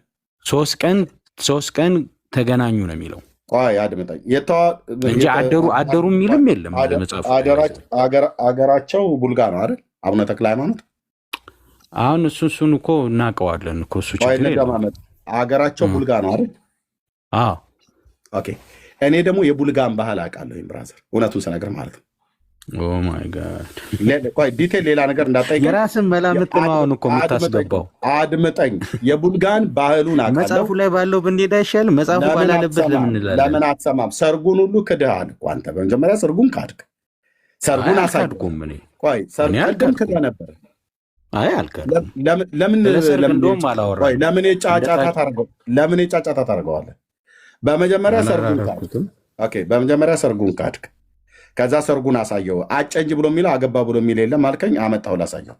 እኔን ደግሞ አሁን የቡልጋንና የምንጃርን ባህል ስለማቀው እኔ ጋር መጥተህ እንደዛና እንደዛ በደል ልትል አትችልም። ልብ በል። በዛ ባህል ውስጥ ሴት ልጅ ሙሽራ ሆና ሙሽራው መጥቶ አግብቷት ሲሄድ በሌላውም ባህል ማለት ነው። በኦሮሞም የሸዋ ኦሮሞዎችም ይሆኑ የሸዋ አማሮችም ይሆኑ በተለይ ሁለቱን ህዝብ አውቃለሁ። አማራውና ኦሮሞ ባህሉን አውቃለሁ። ኦኬ፣ ስላደኩበት ስለነበርኩበት ማለት ሌላ ዲቴል አለ። እኔም ጠንቅቄ ያውቀዋለሁ። ኦኬ፣ ጠንቅቄ ካወቅህ ታዲያ ልብ በል። እኔ ደግሞ ቡልጋን በመሄድም ጭምር ምንጃርንም በመሄድም ጭምር አውቀዋለሁ። ኦኬ፣ ልብ በል። ስለዚህ በእነሱ ባህል በሰሜን ሸዋ በአማራው ባህል ሚስትን ሄዶ በሰርጉ ቀን ሲያመጣ ያመጣው ሙሽራ አምጥቶ ሚስቱን ከአባቱ ጋር አይደለም የሚያስተኛት በዛ ሌሊት፣ ከእናቱም ጋር አይደለም የሚያስተኛት በዛ ሌሊት። ከማን ጋር የሚያስተኛት? ከራሱ ጋር የሚያስተኛት ነው አይደለም? በባህሉ ወይስ አቡነ ተክለ ሃይማኖት ከቡልጋ ህዝብ ውስጥ የወጣ ግን በባህላቸው የማይገዛ ነው ብለህ ካላልከ በስተቀር አቡነ ተክለ ሃይማኖት የቡልጋ ሰው ነው። ስለዚህ በአገሩ ባህል በሰርግ ይታጭለታል። ከዛ በሰርግ አሁን እንደተደገሰለት ተደግሶ ፍጻጽዮን ማነው ፍጻጽዮን ጸጋ ዛብና እግዚአብሔር ደግሰው በሐዋርያ ስርዓት እንደውም ብሎ ይላል። ካመጡ በኋላ ሚስትየዋ ያደረችው ከአቡነ ተክለ ሃይማኖት ጋር ነው። ምን ሲያረጉ ያደሩት ነው ብዬ እንግዲህ እሱ ነው። ለአንተም አልተመለሰልም። ምን እያደረጉ ምን ሲያረጉ አደሩ ነው ብዬ ምን እያደረጉ እንዳሉ ለአንተም አልተመለሰልም። ያልተመለሰልህን በራስህ ነው ድምዳሜ የሰጠኸው። ቆይ እኔንም አዳምጠኝ። ቆይ አንተ መልስልኛ። በራስህ ድምዳሜ ሰጥተሃል። እኔ ግን ምን እያደረጉ እንዳለ ለምንድነው ጠየቀኝ። ልናገራ ኤርሚ የጠየቅኩህን መልስልኝ። ምን ሲያደርጉ ነው ያደሩት ብዬ እኔ ጥያቄውን እኮ በጨዋነት ማቅረቤ እዚህ ወንድምህ ዲያቆን ዳንኤል ክብረት ግንኙነት አድርገዋል 3 ቀን ብለዋል። አሁን ከዳንኤል ክብረት ጋር ነው የምትጨቃጭቀው፣ እኔን አይደለም። ኦኬ አሁን አንተ 3 ቀን በዚህ 3 ቀን ውስጥ አልኩኝ። በሰርጉ ዕለት ሰርግ ተደግሷል፣ አምጥቷል። ሙሽራ ሆኖ ሙሽሪትን አምጥቷል። የጫጉላ ቤት ደግሞ ህግ ይከበራል። በምንጃርም በቡልጋም በሰሜን ሸዋም በሰሜን ሸዋ ኦሮሞችም አማሮችም ዘንድ ማለት ነው። የሌላውን ማህበረሰብ ባላቅ ይህን ማህበረሰብ ግን አውቃለሁ። አማራውና ኦሮሞ ማህበረሰቡን አውቃለሁ፣ ባህላቸውን አውቃለሁ። የጫጉላ ቤት ህግ ይከበራል። የደም ሸማ ተብሎ ይወሰዳል። ድንግል ሴት ከሆነች የደም ሸማ ተብሎ በማግስቱ ሚዜዎች ይሄዳሉ። ስለዚህ አቡነ ተክለ ሃይማኖት አምጥቶ አድምጠኝ እባክህ አድምጠኝ። አንተ ባህሉን ሚዩት ላደረገ ነው። ከዚህ በኋላ እንደዚህ እንዳታወራኝ። አንደኛ መጽሐፍን አስክጃለሁ፣ ሁለተኛ ባህሉንም ነው የካድከው። ባህሉን አውቀዋለሁ ብለህ ካልከኝ ሙሽሪትን አምጥቶ ከማጋ ነው የሚያሳድራት ብዬ ስልህ ከራሱ ጋር የምታድረው ነው ያልከው ቅድም። ከአባቱ ጋር የሚያሳድር ሙሽራ የለም፣ ከእናቱ ጋር የሚያሳድር ሙሽራ የለም። ኦኬ እኔ የሚያገባው ስለሆንኩ ማለት ነው። ከሚስቴ ጋር በተጋባን ቀን አብረን የተኛ ነው። ኦኬ እዚህ ያለ ህዝብ በሙሉ እንደዚህ ነው የሚያደርገው እንጂ ጎረቤት አያሳድራትም። አቡነ ተክለ ሃይማኖት ከዚሁ ማህበረሰብ ውስጥ ስለወጣ በሰርጉ ቀን አድሯል አይደል? ሲያድር ምን ሲያደርግ ነው ያደረው? አሁን ጥያቄውን ላንተ አመጣው። ዳንኤል ክብረት ለ3 ቀን የሚያህል ተገናኝቷል ብሎ ይላል ብሎ የጉባ ላፍቶውን ቅጂና የሚጣቁን ቅጂ ተናግሯል። አንተ ምን ሲያደርጉ አደረ ብለህ ትላለህ? ግንኙነት ማለት እኮ ዲፕሎማሲያዊ ብለህ ልትለን ሁሉ ቅድም እየቃጣ ነበር። ግልጽ አድርገው አሁን በደንብ አውራ። ምን ሲያደርጉ አደሩ? እንዳታስቆመኝ። ምን ሲያደርጉ እንዳደሩ መጽሐፉ ኤግዛክትሊ ስፔሲፊክ አድርጎ ባልተናገረበት ይሄን ነው ልልህ አልችልም። ግን ሃይፖቴቲካሊ ብንወስደው ግንኙነት አድርገው ለምን 3 ቀን ብቻ ቆየ? ከዛ በኋላ ለምን ወደ ምንኩስና ህይወታቸው ሄዱ? እንደዛ እንኳን ብንወስድ ሞተች ይላል እኮ መጽሐፉ። ኦኬ ታዲያ ሌላ ማግባታቸው ነውርነት የለውም። መጽሐፉም ያዛል፣ መጽሐፍ ቅዱስ ያዛል። ከጥቂት ቀን በኋላ ሞተች ይላል። ቆይ እንግዲህ አሁን እኔ ያወራው እኔ ስጀምር ታቋርጠኛለህ። ጥያቄ ነው የጠየቀኝ አይደለ? ይኸው ከጥቂት ቀን በኋላ ሞተች ይላል። ይኸው ይታያል። አዎ ወደዛ ከሄድን ደግሞ ይኸውልህ ከሞተች ሌላ እኮ ማግባት መጽሐፉ ያዛል። ቁጥር 7 አድምጠኝ። ባመጧትም ከጥቂት ቀን በኋላ ይቺ ብላቴና ስለሞተች ፍስሐ ጽዮንም ደስ አለው ይላል። ሚስቱ ስትሞትበት ደስ የሚለው በጣም ምን አይነት ሰው እንደሆነ ይታያችሁ ወንድሞች ናቶች። በሚስቱ ለምን ዓላማ ስላላቸውና ደስ ያላቸው። እባክህ ሚዩት አድርግ። በ3 ቀን ውስጥ ግብረ ስጋ ግንኙነት እንኳን አድርጓት ወይ ደግሞ ፍቀድልኝ። ኤርሚ ወረደን እታቸውን ላድምጥ አለ። አንዴ ባወራው ደስ ላይ ነበር። 1 ደቂቃ የማይፈጅ ወንድማችን ራሱ ነው ያለው። አንዴ ወንድማችን 1 ደቂቃ ብቻ ክሊር አውት ማድረግ ስለፈለግኩኝ ነው። ረጅም ሰዓት የሰማኋቸው ነበርና አንዴ ወንድማችን መመለስ ይችላል። ከመንታ ይገባል ግን ራሴ ነው ልውረድ አለ። አስወረድኩት ማለት ነው። ከአቅሙ በላይ ሆነ። 1 ቁጥር ጻፍልን። 1 ቁጥር እንዲጨርሱ ስለፈለግኩ ነው፣ ማቋረጥ ስላልፈለግኩ ነበር። 1 ቁጥር ጻፍልንና አይመጣም ሊወጣ ይችላል። ቀደሙ ከዳንዬ ጋር በጣም አልተግባቡም ነበር። ሊደባብቅ ነው የፈለገው። አላገባትም ብሎ አለ። አገባት። አልተገናኙም ብሎ አለ። ቀላል ውይይት ነበረን። መመለስ ቢችል ማን ነበር ስሙ? አስተዋይ የሚለው ነው ማለት ነው። ይሄው ጽፏል። እኔ እኮ ማውራት አልቻልኩም ወገኖች። እሺ አስተዋይ እንኳን ደህና መጣ፣ እንኳን ተመለስክ። አንዴ ፈልጌህ ነበር። እኔ ከእሱ ጋር ትቀጥላላችሁ። 1 ጥያቄ ብቻ ስላለች ነው፣ በደንብ ስላላዳመጥኳቸው ያመለጠኝ ቦታ ስላለ ግልጽ እንድታደርግልኝ ፈልጌ ነው። ስመልስ አታቋርጡኛ። እሺ አጭር ነው ጥያቄም መልስም አጭር እንደሚሆን አስባለሁኝ። ማነው ስማቸው? አቡነ ተክለ ሃይማኖት ግንኙነት አላረጉም ነው የምትለው አንተ? ኦኬ ግንኙነት አላረጉም ስትል ምን ማለት ነው? ግብረ ስጋ ግንኙነት ማለት ነው። ምን ማለት እንደሆነ አንተ ንገረን። ግንኙነት አላረጉም ስትል ምን ማለት ነው እኮ ጠይቀ፣ ስፔሲፊክ አድርገህ ጠይቀኛ። ግብረ ስጋ ግንኙነት አላረጉም ብለህ ነው የምታምነው? አንተ እኮ አልከኝ እኮ ግንኙነት አላረጉም አልከኝ አይደለ? አንተ ግንኙነት አላረጉም ስትል ምን ማለት ነው? ግብረ ስጋ ግንኙነት አላረጉም እያልከን ነው አይደል? አላረጉም። እሺ ግንኙነት አድርጓል ሲል መጽሐፉ ግን ግብረ ስጋ ግንኙነት አይደለም አይደል? እኔ እንደዛ አልረዳውም። አላደረጉም ሲሆን ግብረ ስጋ ግንኙነት ነው። አድርገዋል ሲሆን ግን ግብረ ስጋ ግንኙነት አይደለም።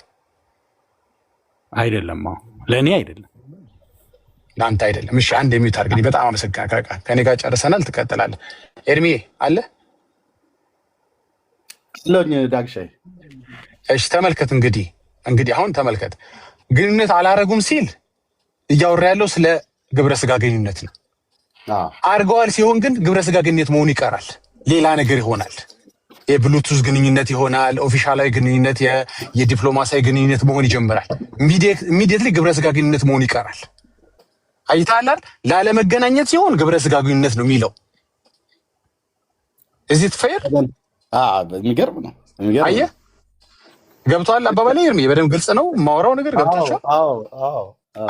አልተገናኙም ሲል ግብረ ስጋ ግንኙነትን ጠቅሶ ወይም እሱን አስቦ ነው አለመገናኘትን የሚያወራው።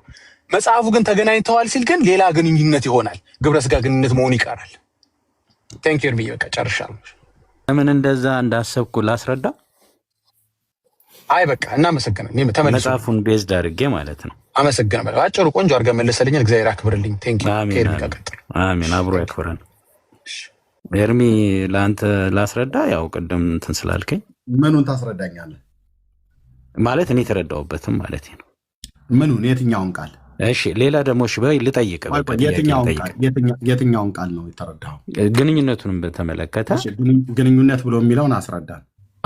እንግዲህ አሁን ስታስረዳን ግን ስታስረዳን መዛግብተ ቃላትን በተመለከተ ሊቃውንት በተረጎሙበት ነው የምታስረዳን።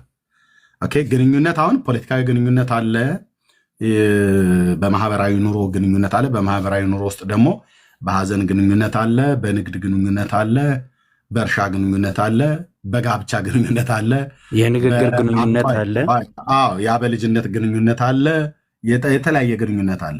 ስለዚህ አሁን አቡነ ተክለ ሃይማኖት ሰርግ ተደርጎለት ታጭቶ እንደገናም ደግሞ ሰርግ ተደርጎለት ሚስት ያገባበት ግንኙነት ነው። ይህንን በተመሰረተ ለጋብቻ ሲሆን በአንድ ሴትና በአንድ ወንድ መካከል ስለሚደረግ የጋብቻ ግንኙነት ሲሆን በዛ በጋብቻ ግንኙነት ውስጥ ተገናኙ ተብሎ ሲባል ምን ማለት እንደሆነ የቋንቋ ሊቃውንት የሚናገሩትን መዝገበ ቃላት ጠቅሰህ ታስረዳኛለህ። ቀጥል።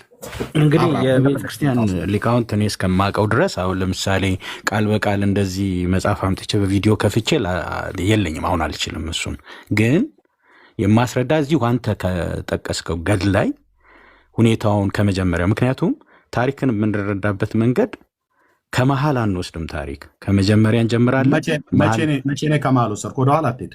ሙሉን ሳነበው እንደውም ጥሩ ነው ያነበብከው አላልከኝም? እሱን እኮ ነው የምልህ። ሙሉን አንብቤዋለሁ። ስለዚህ ግንኙነቱ አንዴ ልናገር ታዲያ ትንሽ ታወራለህ። ወደኋላ አትሂድ። ቅድም ቴንኪው ሙሉን ስላነበብከው ብለህ ስላልከኝ፣ እሺ እሱን እኮ ልልህ ፈልጌ ነው። ግንኙነቱ ላይ ብቻ ትኩረት አድርግ። ወደኋላ አትሂድ። አንዴ ልናገር። ላይክ በቃ እኮ ላስረዳህ። እኔ የተረዳሁበትን እኮ ወንድም ይሄ እያወራ ያለሁት ገብተዋል። ቀደም ሙሉን ያነበብኩት ገድሉን ሙሉን ያነበብኩት ያውም ሁለቱን ገድል አምጥቼ ማለት ነው እኮ ላስረዳህ እኮ አልኩህ። ኤርሚ ስታስረዳ ልብ ብለህ ስማኝ። ስታስረዳ ግንኙነት ብሎ የሚለውን እዚህ ቃል ላይ ቃሉ ለጥቅም የዋለበትን እሱንማ መለስኩኝ እኮ ቃል በቃል ጓደኛህም ጠይቆኝ መለስኩኝ። አልመለስክም ወንድሜ፣ ሚዩት እንዳደረገህ አትጠብቅ። አልመለስክም። ኦኬ መልስልን። አሁን ግንኙነት ብሎ የሚለው ቃል ጋብቻን በተመለከተ ነው። ተክለ ሃይማኖት ፍስሐ ጽዮን ከሚስቱ ጋር የተገናኘ እሱን ላስረዳ ነው። ያን የተረዳሁበትን ላስረዳ ስል አልፈቀድክልኝም። እኔ አልፈቅድልም አላልኩም። ወደኋላ ትሂድ። ታሪኩን ቆርጠህ አይደለም ብለህ አልከኝ። መቼ ቆረጥኩትና? ሁለት ገድል አምጥቼ ፊት ለፊት ላይ አንብቤ ቆርጠህ ልክ እንደቆረጡት ቆርጠህ አይደለ? እኔ እንደዛም አልወጣኝ። ለምን ከራስህ ጋር ታዛምደዋለህ ጉዳዩን? እኔ የተረዳሁበትን ነው ብለህ እኔ እንደዛ እንዳልተረዳሁኝ እኔ የተረዳሁበትን ነው አሁን ልነግርህ። እኔ የተረዳሁት ይኸውልህ፣ ለምሳሌ ራሳቸውን ለክርስቶስ ሙሽራ አድርገው እንዳጩ ሁሉም መጽሐፍ ይስማማል። እሳቸው ተገደው ሚስት እንደተሰጣቸው ይስማማል መጽሐፍ። በአጠቃላይ ያነበብካቸው በአጠቃላይ እግዚአብሔር ይስጥ፣ በእውነት ነው የምልህ። እና የመንፈስ ቅዱስም ስራ ሊሆን ይችላል። እና ምንድን ነው መሰለ፣ ከዛ በኋላ ግን ተገደው ወደዛ ነገር ከገቡ በኋላ የመጨረሻው ዳንኤል የሰጠው ደግሞ ኮንክሉዥን የሚጣቃውና የላፍቶ ጉባው ትዳር ከመሰረቱ በኋላ 3 ቀን ግንኙነት እንዳደረጉ ይናገራል ይላል። እንደውም ግንኙነቱን በተመለከተ በሌላ ተአምር ላይ ተጽፎላቸው ይላል።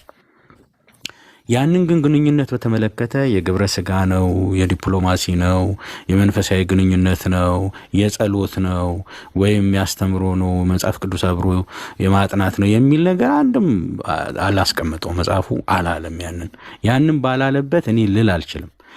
ግን እኔ አሁንም የምልህ እንደው አንተ በተረዳበት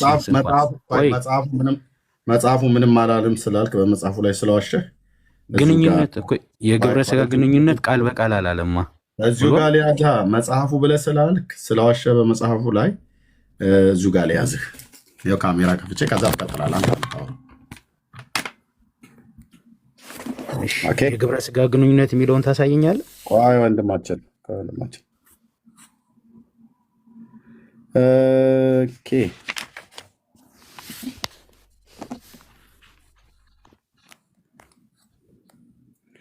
ኦኬ አቡነ ተክለ ሃይማኖት ከሚስቱ ጋር 3 ቀን የግብረ ስጋ ግንኙነት ማድረጉን ሲናገር እንደዚህ ይላል። ከ3 ቀን በላይ እንዳልተገናኙ ከዚህ ጀምሬ ላንብበው።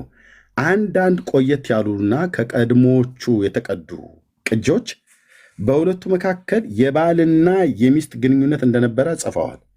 የባልና የሚስት ግንኙነት ምንድን ነው? ልብ በሉ እንግዲህ በባህላችን ውስጥ ያላችሁ ሰዎች ማለት ነው። የእጅ ለእጅ መጨባበጥ ነው አትለኝም። ኦኬ የከንፈር ለከንፈር ብቻ መሳሳም ነው ግንኙነት ተብሎ የሚባለው አትለኝም። በባህላችን ውስጥ የትኛውም ቦታ ላይ እንደዚህ ስለማይባል የባልና የሚስት ግንኙነት ተብሎ ከተባለ በሁለቱ መካከል የባልና የሚስት ግንኙነት ከተባለ ኢንክሉድድ ግብረ ስጋ ግንኙነትን ሁሉ ጭምር ያካትታል። አንድ ባል ሆኖ አንድ ሚስት ሆና ራሷን ለባሏ የማትሰጥ ሚስት ራሱንም ለሚስቱ የማይሰጥ ወንድ የለምና ሴትም የለችምና። እሺ የሚጣቁ ገድለ ተክለ ሃይማኖት ፍስሐ ጽዮንን ወላጆቹ ባስቸገሩት ጊዜ ማግባቱን አሁንም የወላጆቹ ጭቅጭቅ ሲበዛበት ከሚስቱ ጋር መገናኘታቸውን ነገር ግን ከ3 ቀን በላይ እንዳልተገናኙ ይናገራል። ተገናኝቷል ማለት ነው። ከሚስቱ ጋር ነው የተገናኘው። መገናኘታቸው ግን ቀኑ አጭር ነው። 3 ቀን በላይ እንዳልተገናኙ ይናገራል። የዚህም ምክንያቱ ይላል ይላችሁ የዚህም ምክንያቱ በብሔረ ብፁዓን የሚገኙ ቅዱሳን ከሚስቶቻቸው ጋር የሚገናኙት 3 ጊዜ ብቻ ስለሆነ ነው ይላል። በብሔረ ብፁዓን ያሉ ሰዎች ምሳሌው ናቸው ማለት ነው። በብሔረ ብፁዓን ያሉ ሰዎች ከሚስቶቻቸው ጋር የሚገናኙት 3 ጊዜ ብቻ ስለሆነ ነው ይላል አለ።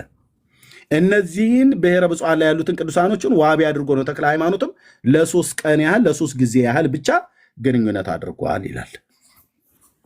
ያው ከሚስቶቻቸው ጋር የሚገናኙት የእጅ ለእጅ ግንኙነት ነው አይልም። የከንፈር ለከንፈር ግንኙነትም ነው አይልም። ኦኬ ከንፈር ለከንፈር ግንኙነት ግብረ ስጋም አይልም። አድመጠኝ ቆይ የባልና የሚስት ግንኙነት ምን አይነት ግንኙነት ነው? ሚስት አለ አንተ? ብዙ ግንኙነት ነው ያለን። ሚስት አለ አንተ?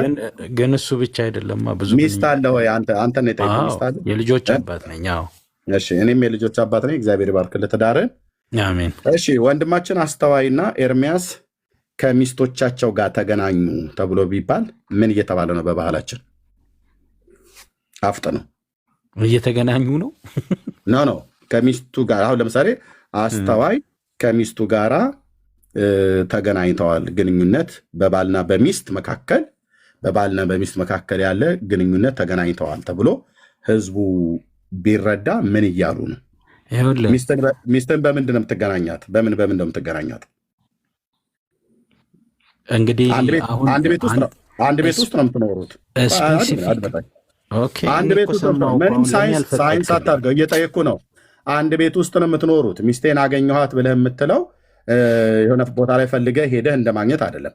ሰዎች በባልና በሚስት መካከል የአስተዋይ ከሚስቱ ጋር ይገናኛል፣ ኤርሚያስም ከሚስቱ ጋር ይገናኛል ተብሎ ቢባል ምን እየተባለ? የኔም ቤት ልንገርህ፣ ኤርሚያስ ከሚስቱ ጋር በባልና በሚስት መካከል የሚደረግ ግንኙነት ይገናኛሉ ብሎ ቢል ወሲብ ይፈጽማሉ፣ የግብረ ስጋ ግንኙነት ያደርጋሉ ነው።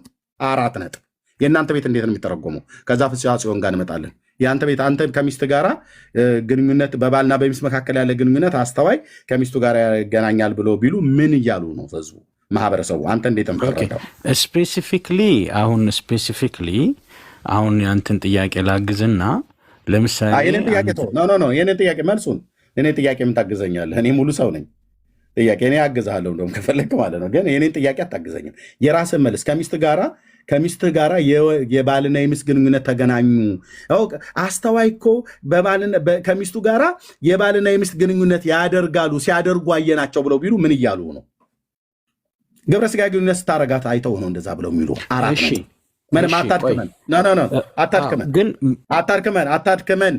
አታድክመን፣ ወሬ አታውራ። ሚስትህን ያገባሃት እንደ 6 ኪሎ አንበሳ ልታያት አይደለም። ስሙኒ እየከፈሉ ሰዎች እየመጡ ሊያዩዋትም አይደለም። ሚስትህን ያገባሃት በግብረ ስጋ ግንኙነት ልትገናኛትም ጭምር። አብረን የምትኖረው ልብ በና ሰማኝ፣ አብረን የምትኖረው ለዚህም ነው ልጆች ወልጃለሁ ብለህ ያልከው ማለት ነው። ስለዚህ ሳይንስ አታድርገው እኮ ታዲያ ለአንተ ኦፍኮርስ ካልክ ለእኔም ኦፍኮርስ ካልኩኝ ለአቡነ ተክለ ሃይማኖት ኦፍኮርስ የማይባለው ለምንድን ነው? እሱንም እኮ ላስረዳ። ቆይ አሁን እኮ እየቸኮልክብኝ እንጂ አትቸኩልብኝ። ቆይ አሁን አንደኛ አልፈቀድክልኝም።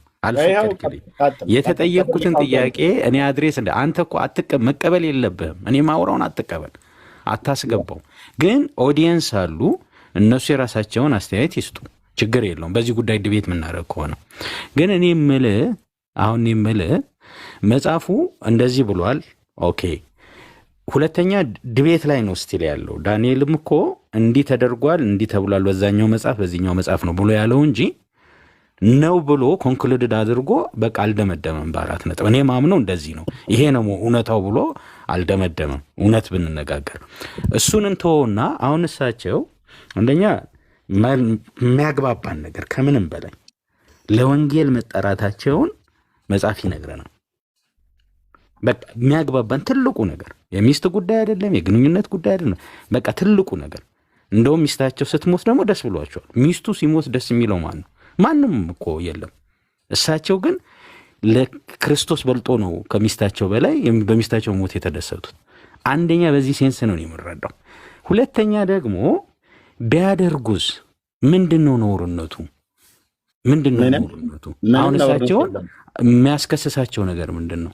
ምንም ነውርነት የለውም። የሚያስከስሳቸው ምንም ነውርነት የለውም። በጋብቻ መካከል የተደረገ የግብረ ስጋ ግንኙነት ስለሆነ እኔ አጨብጭቤያለሁ። አቡነ ተክለ ሃይማኖት ከሚስቱ ጋራ ለ3 ቀን አይደለም ለ3 ዓመት ለ30 ዓመት ቢያደርግ መብቱ የተከበረ ነው። መድኃኔዓለም የፈቀደው። ታዲያ ምንድን ነው ፖይንቱ ያልገባህ? ሰውየው ሚስት አግብቶ እንደዚሁ ሲያንጎላጅ የኖረውን ሰውዬ አንተ ግን ንጽሕት ነው፣ ድንግል ነው፣ ለክርስቶስ የታጨ ሙሽራ ነው፣ እንደ መላእክት የኖረ ነው፣ ምንም አላየም፣ ምንም አልቀመሰም ምናም ነገር እያላችሁ እዚህ ጉራችሁን ሲቸረችሩብን እኮ ነው። እኔ እኮ አሁን ያልገባኝ ነገር ያልገባኝ ነገር ለምን መሰለህ? አሁን ጉራ መቸርቸር ሌላ ነው፣ የእሳቸው የሰጣቸውን ክብር ማውራት። አንተ ነፍስ ታወራ የነበረው ስለጠየቀኝ ነው መሀል የገባሁት። አንተ መልሰህ ታወራለህ። ሰውየው ሚስት አግብቶ የኖረ ሰው ነው። ከሚስቱ ጋር የግብረ ስጋ ግንኙነት መፈጸሙን ስንት ቅጂ? ስለ አንድ ሰው ታሪክ 6 ቅጂ ነው ያለው። የጉባ ላፍጦ፣ የሚጣቁ፣ የሐይቁ፣ የዋልድባው፣ የደብረ ሊባኖሱ፣ የዮሐንስ ካማ እያላችሁ እርስ በርስ ዲቤቱ እንኳን እኮ የተደረገው ኦርቶዶክስ ከኦርቶዶክስ ጋር በተክለ ሃይማኖት ጉዳይ እንኳን ማግባትና አለማግባት፣ ማጨትና አለማጨት፣ የግብረ ስጋ ግንኙነት ማድረግና አለማድረግ ላይ እናንተ ገና እየተፋጃችሁ ነው። ከኛ ጋር ቀርቶ አይደለም ዲቤቱ እርስ በርሳችሁ እንታረጉት። ኦኬ፣ ታዲያ ምንድነው ወንጀሉ ብለህ ካልከኝ ማግባቱ ወንጀል አይደለም። ከሚስቱ ጋር የግብረ ስጋ ግንኙነት ማድረጉ ወንጀል አይደለም። እዚህ ውስጥ ያለ 430 ሰው ይሰማል። ወንዶች ሚስት አግብተህ ከሚስት ጋር የምታደርገው የግብረ ስጋ ግንኙነት የተቀደሰ አማኑኤል ከሰማይ የዘጋው እውነት የሆነ የፈቀደው ሐቅ መብት ነው። እህቶች ከባልሽ ጋር አግብተሽ የምታደርጊው የግብረ ስጋ ግንኙነት የተቀደሰ ነው። ከሌላ ጋር ግን እንዳተኙ፣ ሴቶችም ወንዶችም ማለት ነው። ኦኬ፣ አቡነ ተክለ ሃይማኖት ከሚስቱ ጋር ነው የተኛው። ከሚስቱ ጋር የ3 ቀንም ቢሆን አድርጓል ብሎ ይላል። እናንተ ይህንን ታሪክ እዚህ ቁጭ አድርጋችሁ አቡነ ተክለ ሃይማኖት ማለት አባታችን እንደ መላእክት የኖሩ በንጽህና በቅድስና የታተሙ የክርስቶስ ሙሽራ ብለህ ስትለኝ ነው እዚህ እኛ ላይ ሙድ እየያዛችሁ ወይ ደግሞ ጉራችሁ እየጨረጨራችሁ ምልህ። አሁንም እኮ አንተም አንዱን ክንፍ ነው ወስደህ እኮ እውነት አድርገህ ይቀጥል። የምን አንዱን ክንፍ እና የዳንኤል መጽሐፍ ዋናው በአገሩ ባህል ልብ ብለህ ስማኝ። በአገሩ ባህል የአገሩን ባህል አውቃለሁ ብያለሁኝ። ኦኬ፣ ልብ በልና ሰማኝ፣ እያወራን ነው። ኦኬ። በአገሩ ባህል የሁለቱን ህዝብ ባህል አውቃለሁ። የሸዋ ኦሮሞዎችና የሸዋ አማሮች ባሉበት አካባቢ ነው ተወልጄ ያደግኩት። ልብ በልና ሰማኝ። በየትኛውም በአገር ባህል የሰርጉን የሌላውን ብሔር ስለማላውቅ ነው። በእነዚህ ብሔሮች መካከል ግን የሚደረግን የግብረ ስጋ ሶሪ የሚደረግን ጋብቻ አውቃለሁኝ በቅርበት። ሌላ ዲቴሉን አላወራም። አውቃለሁኝ በቅርበት ነው የማውቀው። የሸዋ አማሮችና የሸዋ ኦሮሞች የሚያደርጉትን ባህላቸውን፣ ሀዘናቸውን፣ ደስታቸውን፣ ሰርጋቸውን ዋቴቨር የሚባለውን በሙሉ አውቃለሁ። ኦኬ ተክልዬ፣ ከዚህ ከግንኙነቱ ውጭ አድመጠኝ እባክህ አታቋርጠኝና ከዛ እሰጥሃለሁ። ኦኬ አቡነ ተክለ ሃይማኖት ሳይሆን በእነዚህ በሁለት ብሔሮች ባህል ውስጥ በጋብቻ ሰርግ ተደግሶ ባል ያመጣው ሙሽራ ሚስቱን የማይገናኛት ቀጥዬ በማወራው በእነዚህ ጉዳዮች ላይ ብቻ ነው ከሆነ ነው። ለምሳሌ በዛን ቀን ድንገታዊ የሆነ ህመም በሙሽራው ላይ ከገጠመው ወይ ደግሞ ድንገታዊ ህመም ከገጠማት የግብረ ስጋ ግንኙነት ለማድረግ የማያስችል ወይ ሲበላ ወይ ሲጠጣ ወይ በመንገድ ላይ ወይ በጫወታ ውስጥ ወይ በጭፈራ ውስጥ ገጠር እኔ ስላደኩ ማለት ነው፣ ሚዜም ሆኜ ስለማቅ ማለት ነው። በእነዚህ መካከል ላይ የሚፈጠሩ ችግሮች ካሉ በእነዚህ ችግሮች ምክንያት ባልየው በዛን ቀን ሰርጉ እስኪያልቅ ድረስ የግብረ ስጋ ግንኙነት ላያረጋት ይችላል። ወይ እሷም ከታመመች እንደዛ አይነት ችግር ከገጠመ ላያደርግ ይችላል። እሷም ልክ እንደዚሁ እሱም ልክ እንደዚሁ ማለት ነው። ከዛ ውጪ ወንድየው ነገርየው ካለው ልብ በል፣ ነገርየው ካለው ማለት የወንድነት ጾታ መገለጫው ካለው ሚስቱን ያመጣት እንዳልኩህ የጎረቤት ሰው እየመጣ ስሙኒ ዶልቼ እየከፈለ እንዲያያት አይደለም። ሚስት ልትሆነው ነው፣ አካል ልትሆነው ነው። ስለዚህ በአካል በግብረ ስጋ ግንኙነት ያውቃታል ማለት ይገናኛታል። የዛኑ ሌሊት ማለት ነው። አንተ ተገናኝተዋል ብለን የምታምነው እንደ በሀገሩ ባል ታዲያ ተክለ ሃይማኖት ሚስቱን አምጥቶ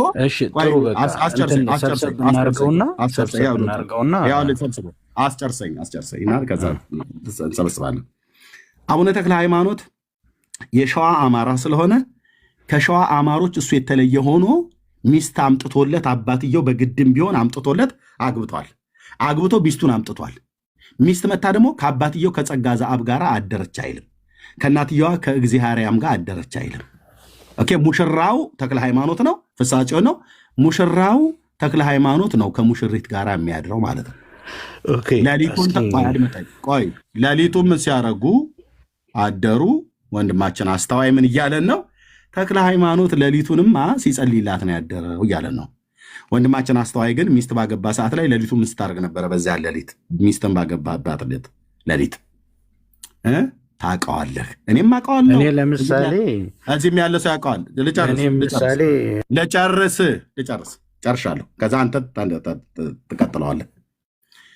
አንተ ሚስትህን አግብተህ ባመጣሃት ቀን ምን ስታደርግ ነበር በዛ ሌሊት?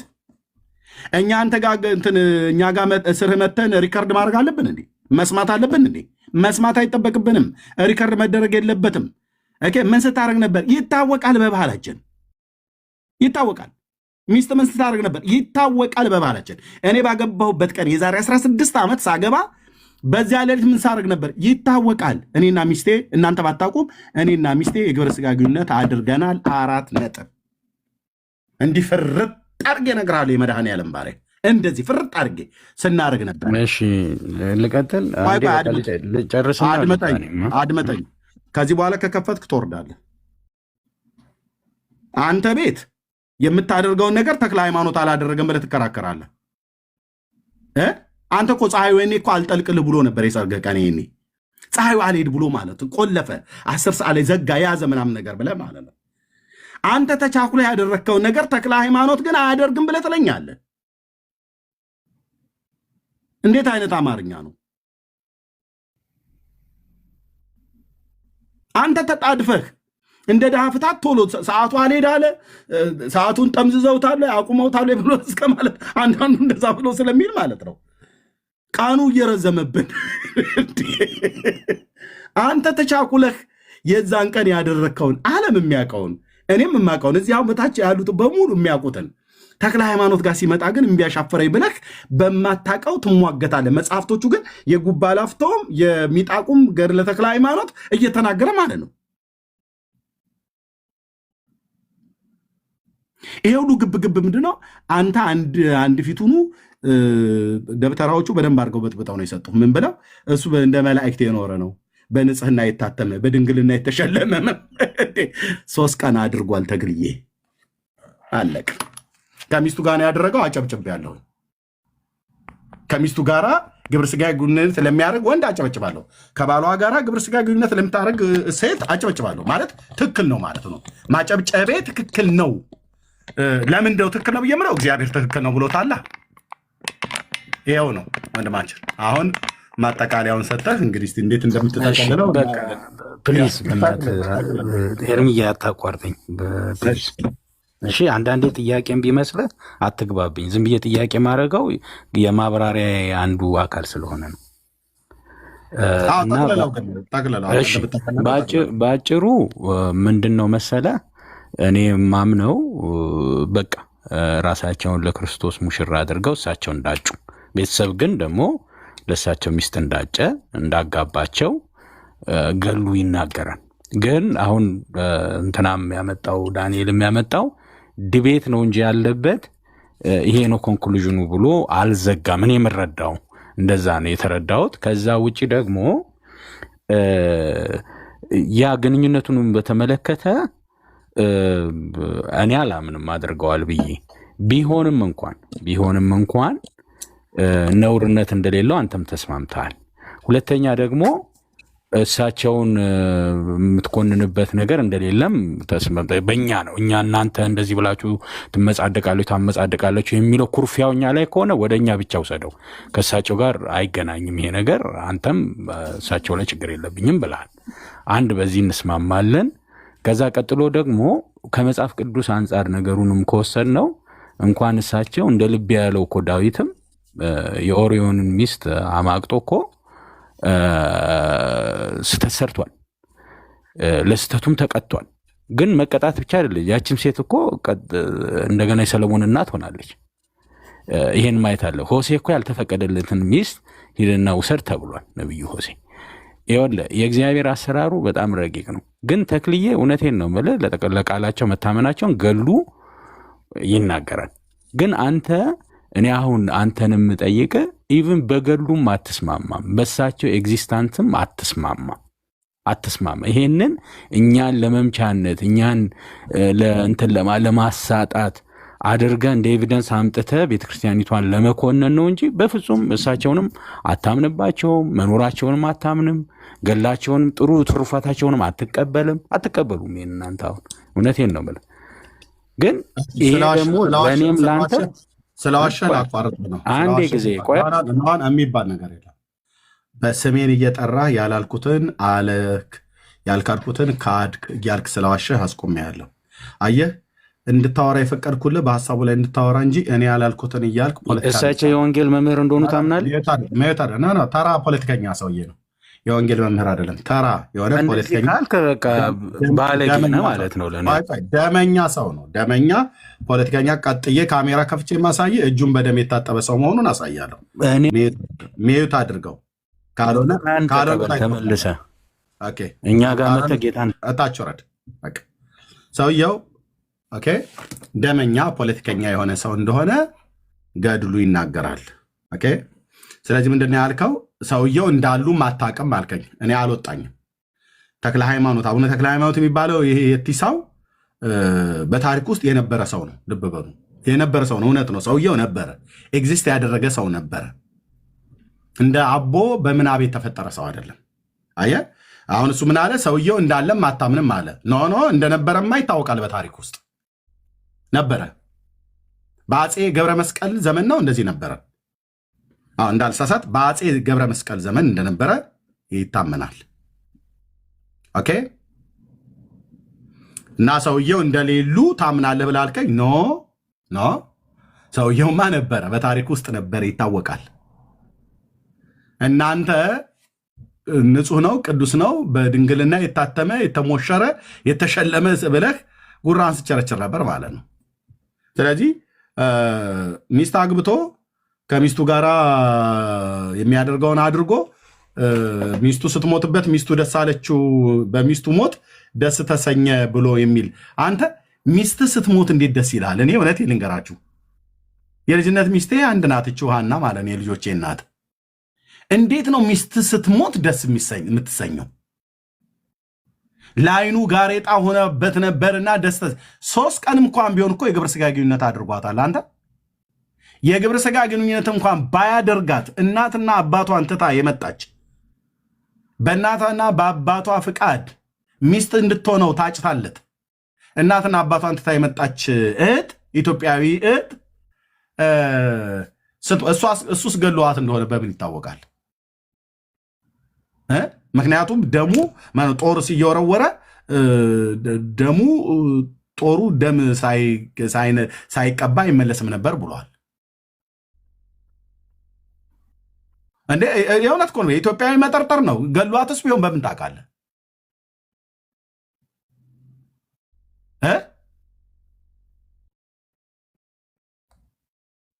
መጠርጠር አይከፋም እኮ አልኩ። በምን ታውቃለህ? ገሏትስ ቢሆን ምክንያቱም ሚስቱ ስትሞት ደስ አለው ይላል። እዚህ ውስጥ ባሎች የሆናችሁ ማን ነው ሚስቱ ሞታበት ደስ የሚሰኝ?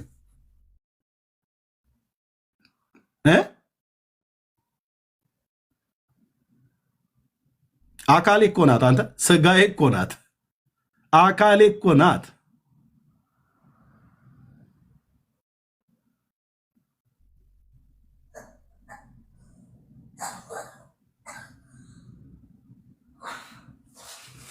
ብልግና ነው።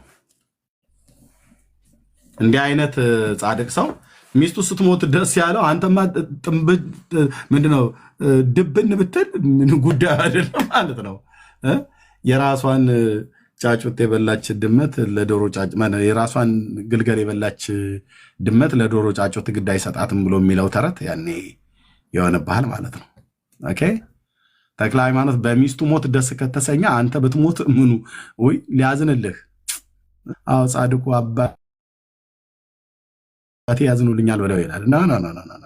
ኖ እኔ ባሏ ሲሞት ደስ የሚላት ሚስት ጨካኝ ሴት ናት። ጨካኝ ሚስቱ ስትሞትበት ደስ የሚለው ባል በጣም ጨካኝ ነው። አንተ በጣም ጨካኝ ምን ማለት አይዶ ነው። እኔ ቃላት ሁሉ ነው አይዶ ነው።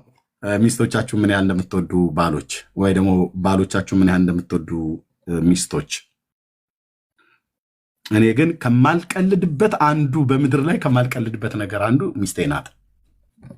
ልጆቼና ሚስቴ ከማልቀልድባቸው ቁጥር 1 ኢየሱስ፣ ቁጥር 2 ብለህ ካልክ ሚስቴና ልጆቼ ከማልቀልድበት ጉዳይ እኮ ነው ብዬ የምልህ። እና ሚስቱ ስትሞትበት ደስ አለ ይላልና ተው እባክህ። ያው ቅድም አላገባም ብሎ ነበረ፣ እዛ ማግባቱን አሳየ ነው። ካገባ በኋላ ደግሞ ግንኙነት ብሎ የሚለው ግን እኮ ኤርሚያስ ግንኙነት ብሎ የሚለው ቃል በብዙ ሊታይ ይችላል አለ። የምንድን ነው ታዲያ? የምንድን ነው?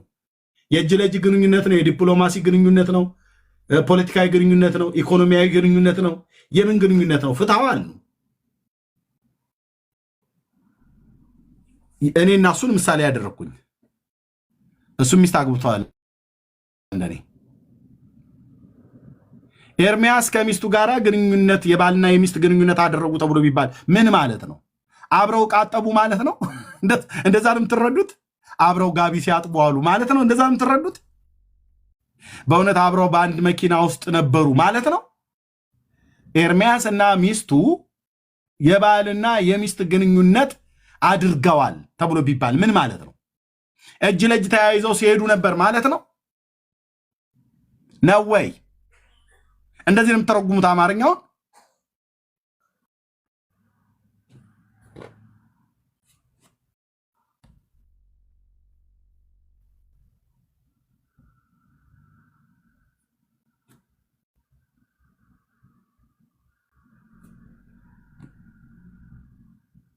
ሁለተኛ እንደዚህ አይነት ቀልድ እኔ ጋር መጣ እንዳትቀልድ። ኦኬ፣ እንደዚህ እንዳትቀልዱ። የሰርግ ቀን ማን ነው በኢትዮጵያ ውስጥ? እንዳልኳችሁ እኔ ሁለቱ ብሔር ባለበት አካባቢ ነው ተወልጄ ያደግኩት። የሸዋ ኦሮሞዎች እና የሸዋ አማሮች ባሉበት የሀዘኑንም የደስታውንም ሁሉንም ነገር አውቃለሁ። ማን ነው በሰርጉ ቀን ሙሽሪትን ሄዶ አምጥቶ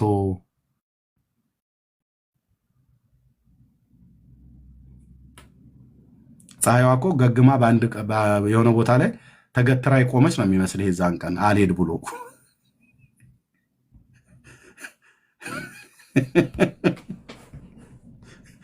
እውነቱን ተናገሩ። እንደዛ የሆነባችሁ 77 ቁጥር ጻፉ። ምንም አትደባበቅ። ኦኬ፣ ምንም አትደባበቅ።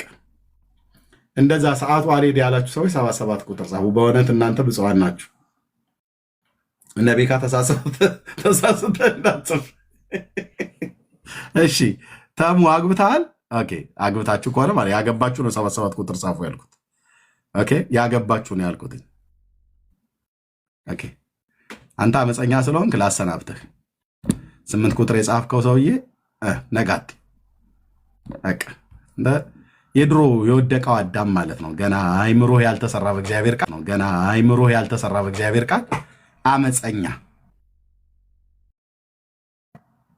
ስለዚህ እንደዚህ ቅጣት እንቀጣለን እንዴ? ሼር አድርጉ እኮ አይደለም ያልኩት። በሼር አጣድፉት አይደለም አንቺው እንዴ፣ ሼር አድርጉ አይደለም ያልኩት። 77 ቁጥር ጻፉ ነው ያልኩት።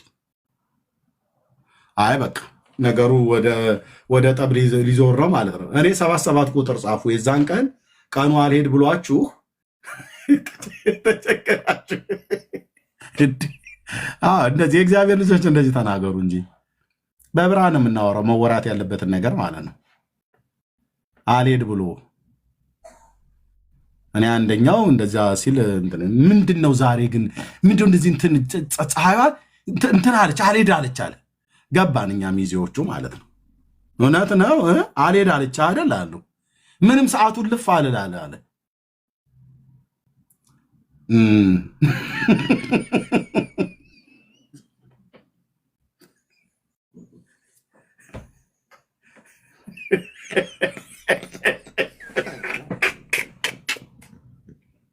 እልፍ አላለ።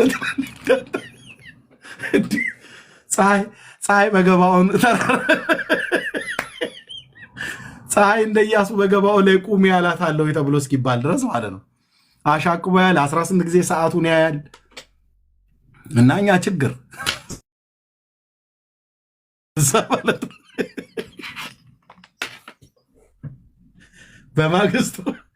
በማግስቱ ግን ስናገኘው ሰዓት ሁሉ ከእጁ ላይ የለም። ዳግም ላያየው ሰዓቱን ጥሎታል። አለቀ። እንትን አትበሉ። ምንድን ነው እኔ እንኳን ባላገሩ አንተ መጥቼ አንተ ካሳንቺስ አናቱ ላይ ተወልደህ ገና ቅዳሜ ሰንበት ነው እንድትባል ነው የምትጠይቀው። ቅ ማለት ቅዳሜ ወይ ደግሞ ፊደሉን ራሱ ቅያሜ ሜዶን ምናምን ነገር ብለን እንድንልክ አልፈለግ በስተቀር ቅዳሜ ሲመጣ ሰንበት መሆኑ ይታወቃል። ባልና ሚስት ሲተጫጩ ሲጋቡ ምን ሊያደርጉ ነው? በዚያን ምሽት በዚያን ሌሊት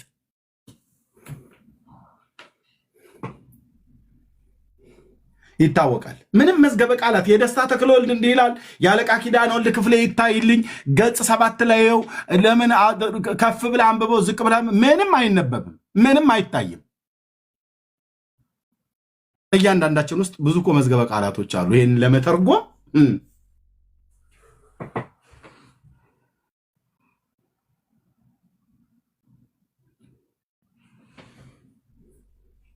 ምንድነው የስልክ ቻርጅ ነው ያልከው? አንተ ገና ና ታዲያ ስልክ ነው ቻርጅ የምታደርገው።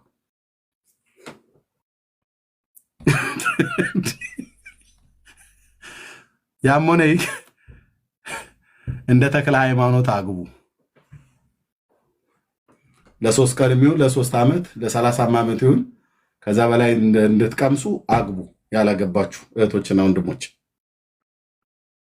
አግቡ።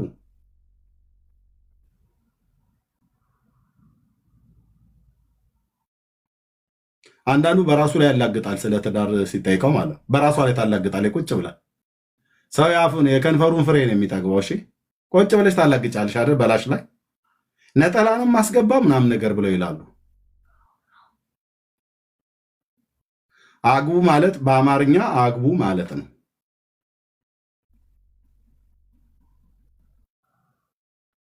አንዳንዱ ለማግባት የሚመርጠው አመራረጥ ወንድም የለም እኮ ራሱ ፕላኔቱ ላይ እዚህ በሰባቱ ክፍለ ዓለማት በሚባለው ላይ ብትፈልግ እንዲህ አይነት ሴት ገና አልተሰራችም። የሚያወጣው መስፈርት ባለፈው እንደተናገርኩት እሱ ቁመቱ እንደ ዘኪዮስ ነገር ነው። የሚመርጣት ግን የሊባኖስ ዝግባ የምታከል ነው። መስፈርት ብሎ እንደዚህ መስፈርት የምታወጡ እህቶችና ወንድሞች ጌታ ኢየሱስ ምስክሬ ነው አልኩ። የሰራዊት ጌታ እግዚአብሔር እንዲህ ይለኛል አይደለም ብዬ የምልህ መስፈርት የምታወጡ ማውጣት ትችላላችሁ፣ ግን እንደው ተለጥጦ መስፈርት የምታወጡ ሴቶችና ወንዶች ጌታ እግዚአብሔር ምስክር፣ ዘመናችሁ አልቆ በተለይ እህቶች ዘመንሽ አልቆብሽ ሳታገቡ ነው የምትቀሩት። ነግረናል። እንደ ባለ አእምሮ አስቢ፣ እንደ ባለ አእምሮ አስቡ። ቸርች ውስጥ ቁጭ ብላችሁ የብረት መዝጊያ ብለሽ ትያለሽ። ምን ሊያደርግልሽ ነው የብረት መዝጊያ? አያትሽ አንዴ የብረት መዝጊያ ብለው ነገሩሽ። በቃ የብረት መዝጊያ የመሰለውን ብለሽ ትያለሽ። አያትሽ እኮ ነግሮሽ ሞተዋል። እሳቸው ግን ያገቡት የአንቺ ወንዱ አያት ቁመታቸው እኮ ከሴት አያትሽ ያጠሩ ነበሩ። እሳቸው አድርገው አግብተው በቁመት የሚያጥራቸውን ወንዱ አያትሽ ትዝ ይበልሽ። በቁመት አጭር አይደሉ ከሴቷ አያትሽ። እሳቸው ግን ለአንቺ የብረት መዝጊያ የሆነ ልጅ አምጭልኝ ብለዋሉሽ። አንቺ የብረት መዝጊያ ማለት ረጅም ማለት ነው ብሎ የሚል ትርጓሜ ከአያትሽ ሰማሽ። ስለዚህ ረጃጅም ወንድ ነው የምትፈልጊው። ኒፍሌማውያን ማለት ነው የሉም። እነሱ ደግሞ ዝርያቸው ጠፍተዋል። የጎልያድ አይነት ማለት ነው።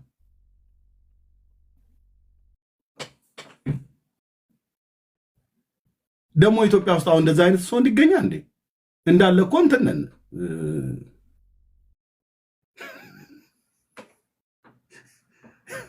በቁመት አቅጣጫ ብለህ ካልክ አይደል በጣም ረጅም እንደዚህ ምናምን ነገር አይደል ነው።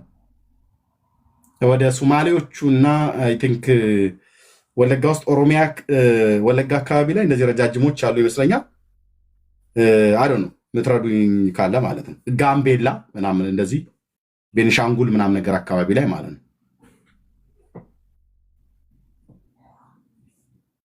ካልሆነ እንደዚያ ረጃጅም ወንድ የምትፈልጉ እህቶች በቃ አንዱን ጋምቤላ አግብተሽ በጌታ የሆነው እንጠይቃለን ቸርች ስላለ እዛው ግመል ወተት ያለብሽ እየጠበቅሽ ትኖሪያለሽ ማለት ነው። ምን ያደርግልሻል አጫጭር ወንድ እንዲህ። የአንዳንዱ ሴት መስፈርት ነው። ወንዱም ልክ እንደዚሁ መስፈርት ረጃጅም ሴት ቁመቷ ረጅም፣ ፀጉሯ ረጅም፣ ጥፍሯ ረጅም። አይ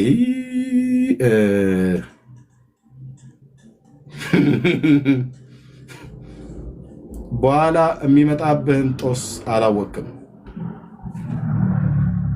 በትዳር ውስጥ ግጭት ይጠፋምና ግብግብ ቢጀመር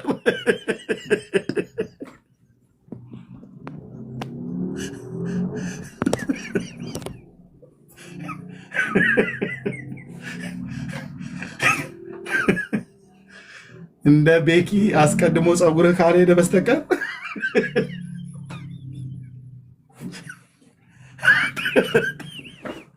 አተርፍም ነው ብዬ የምልህ።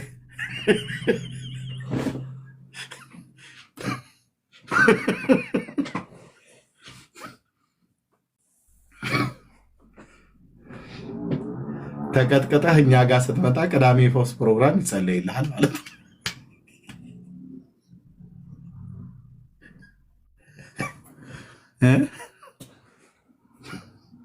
እና አግቡ እህቶችና ወንድሞቼ፣ ጌታ እግዚአብሔር ምስክሬ ነው። ፕሊዝ አግቡ፣ በእውነት አግቡ። ጋብቻ መልካም ነው። ጌታ ኢየሱስ ምስክሬ ነው። ጋብቻ መልካም ነው። ጉድለት የለበትም እያልኩ አይደለም። ጋብቻ መልካም ነው። ኤርሚያስ ጠንፍፍ ያልኩ ሙሉ ሰው ስለሆንኩ አይደለም። ከነ ጉድለቴ ከነ ድካሜ ጭምር ነው ለማማ የሰጣት ኤርሚያስን ሐናንም ለእኔ የሰጠኝ ማለት ነው። ጋብቻ ግን ኢየሱስ ምስክሬ ነው 16ኛ ዓመቴን ጨርሼ ወደ 17ኛ እየሄድኩ ነው። ጋብቻ መልካም ነው። ከወንድሞች ናቶች ይህንን ስርዓት የሚቃወም ሰይጣን ብቻ ነው። ወንድሞች ናቶች እውነት እንገራችሁ እዚህ ውስጥ ካላችሁ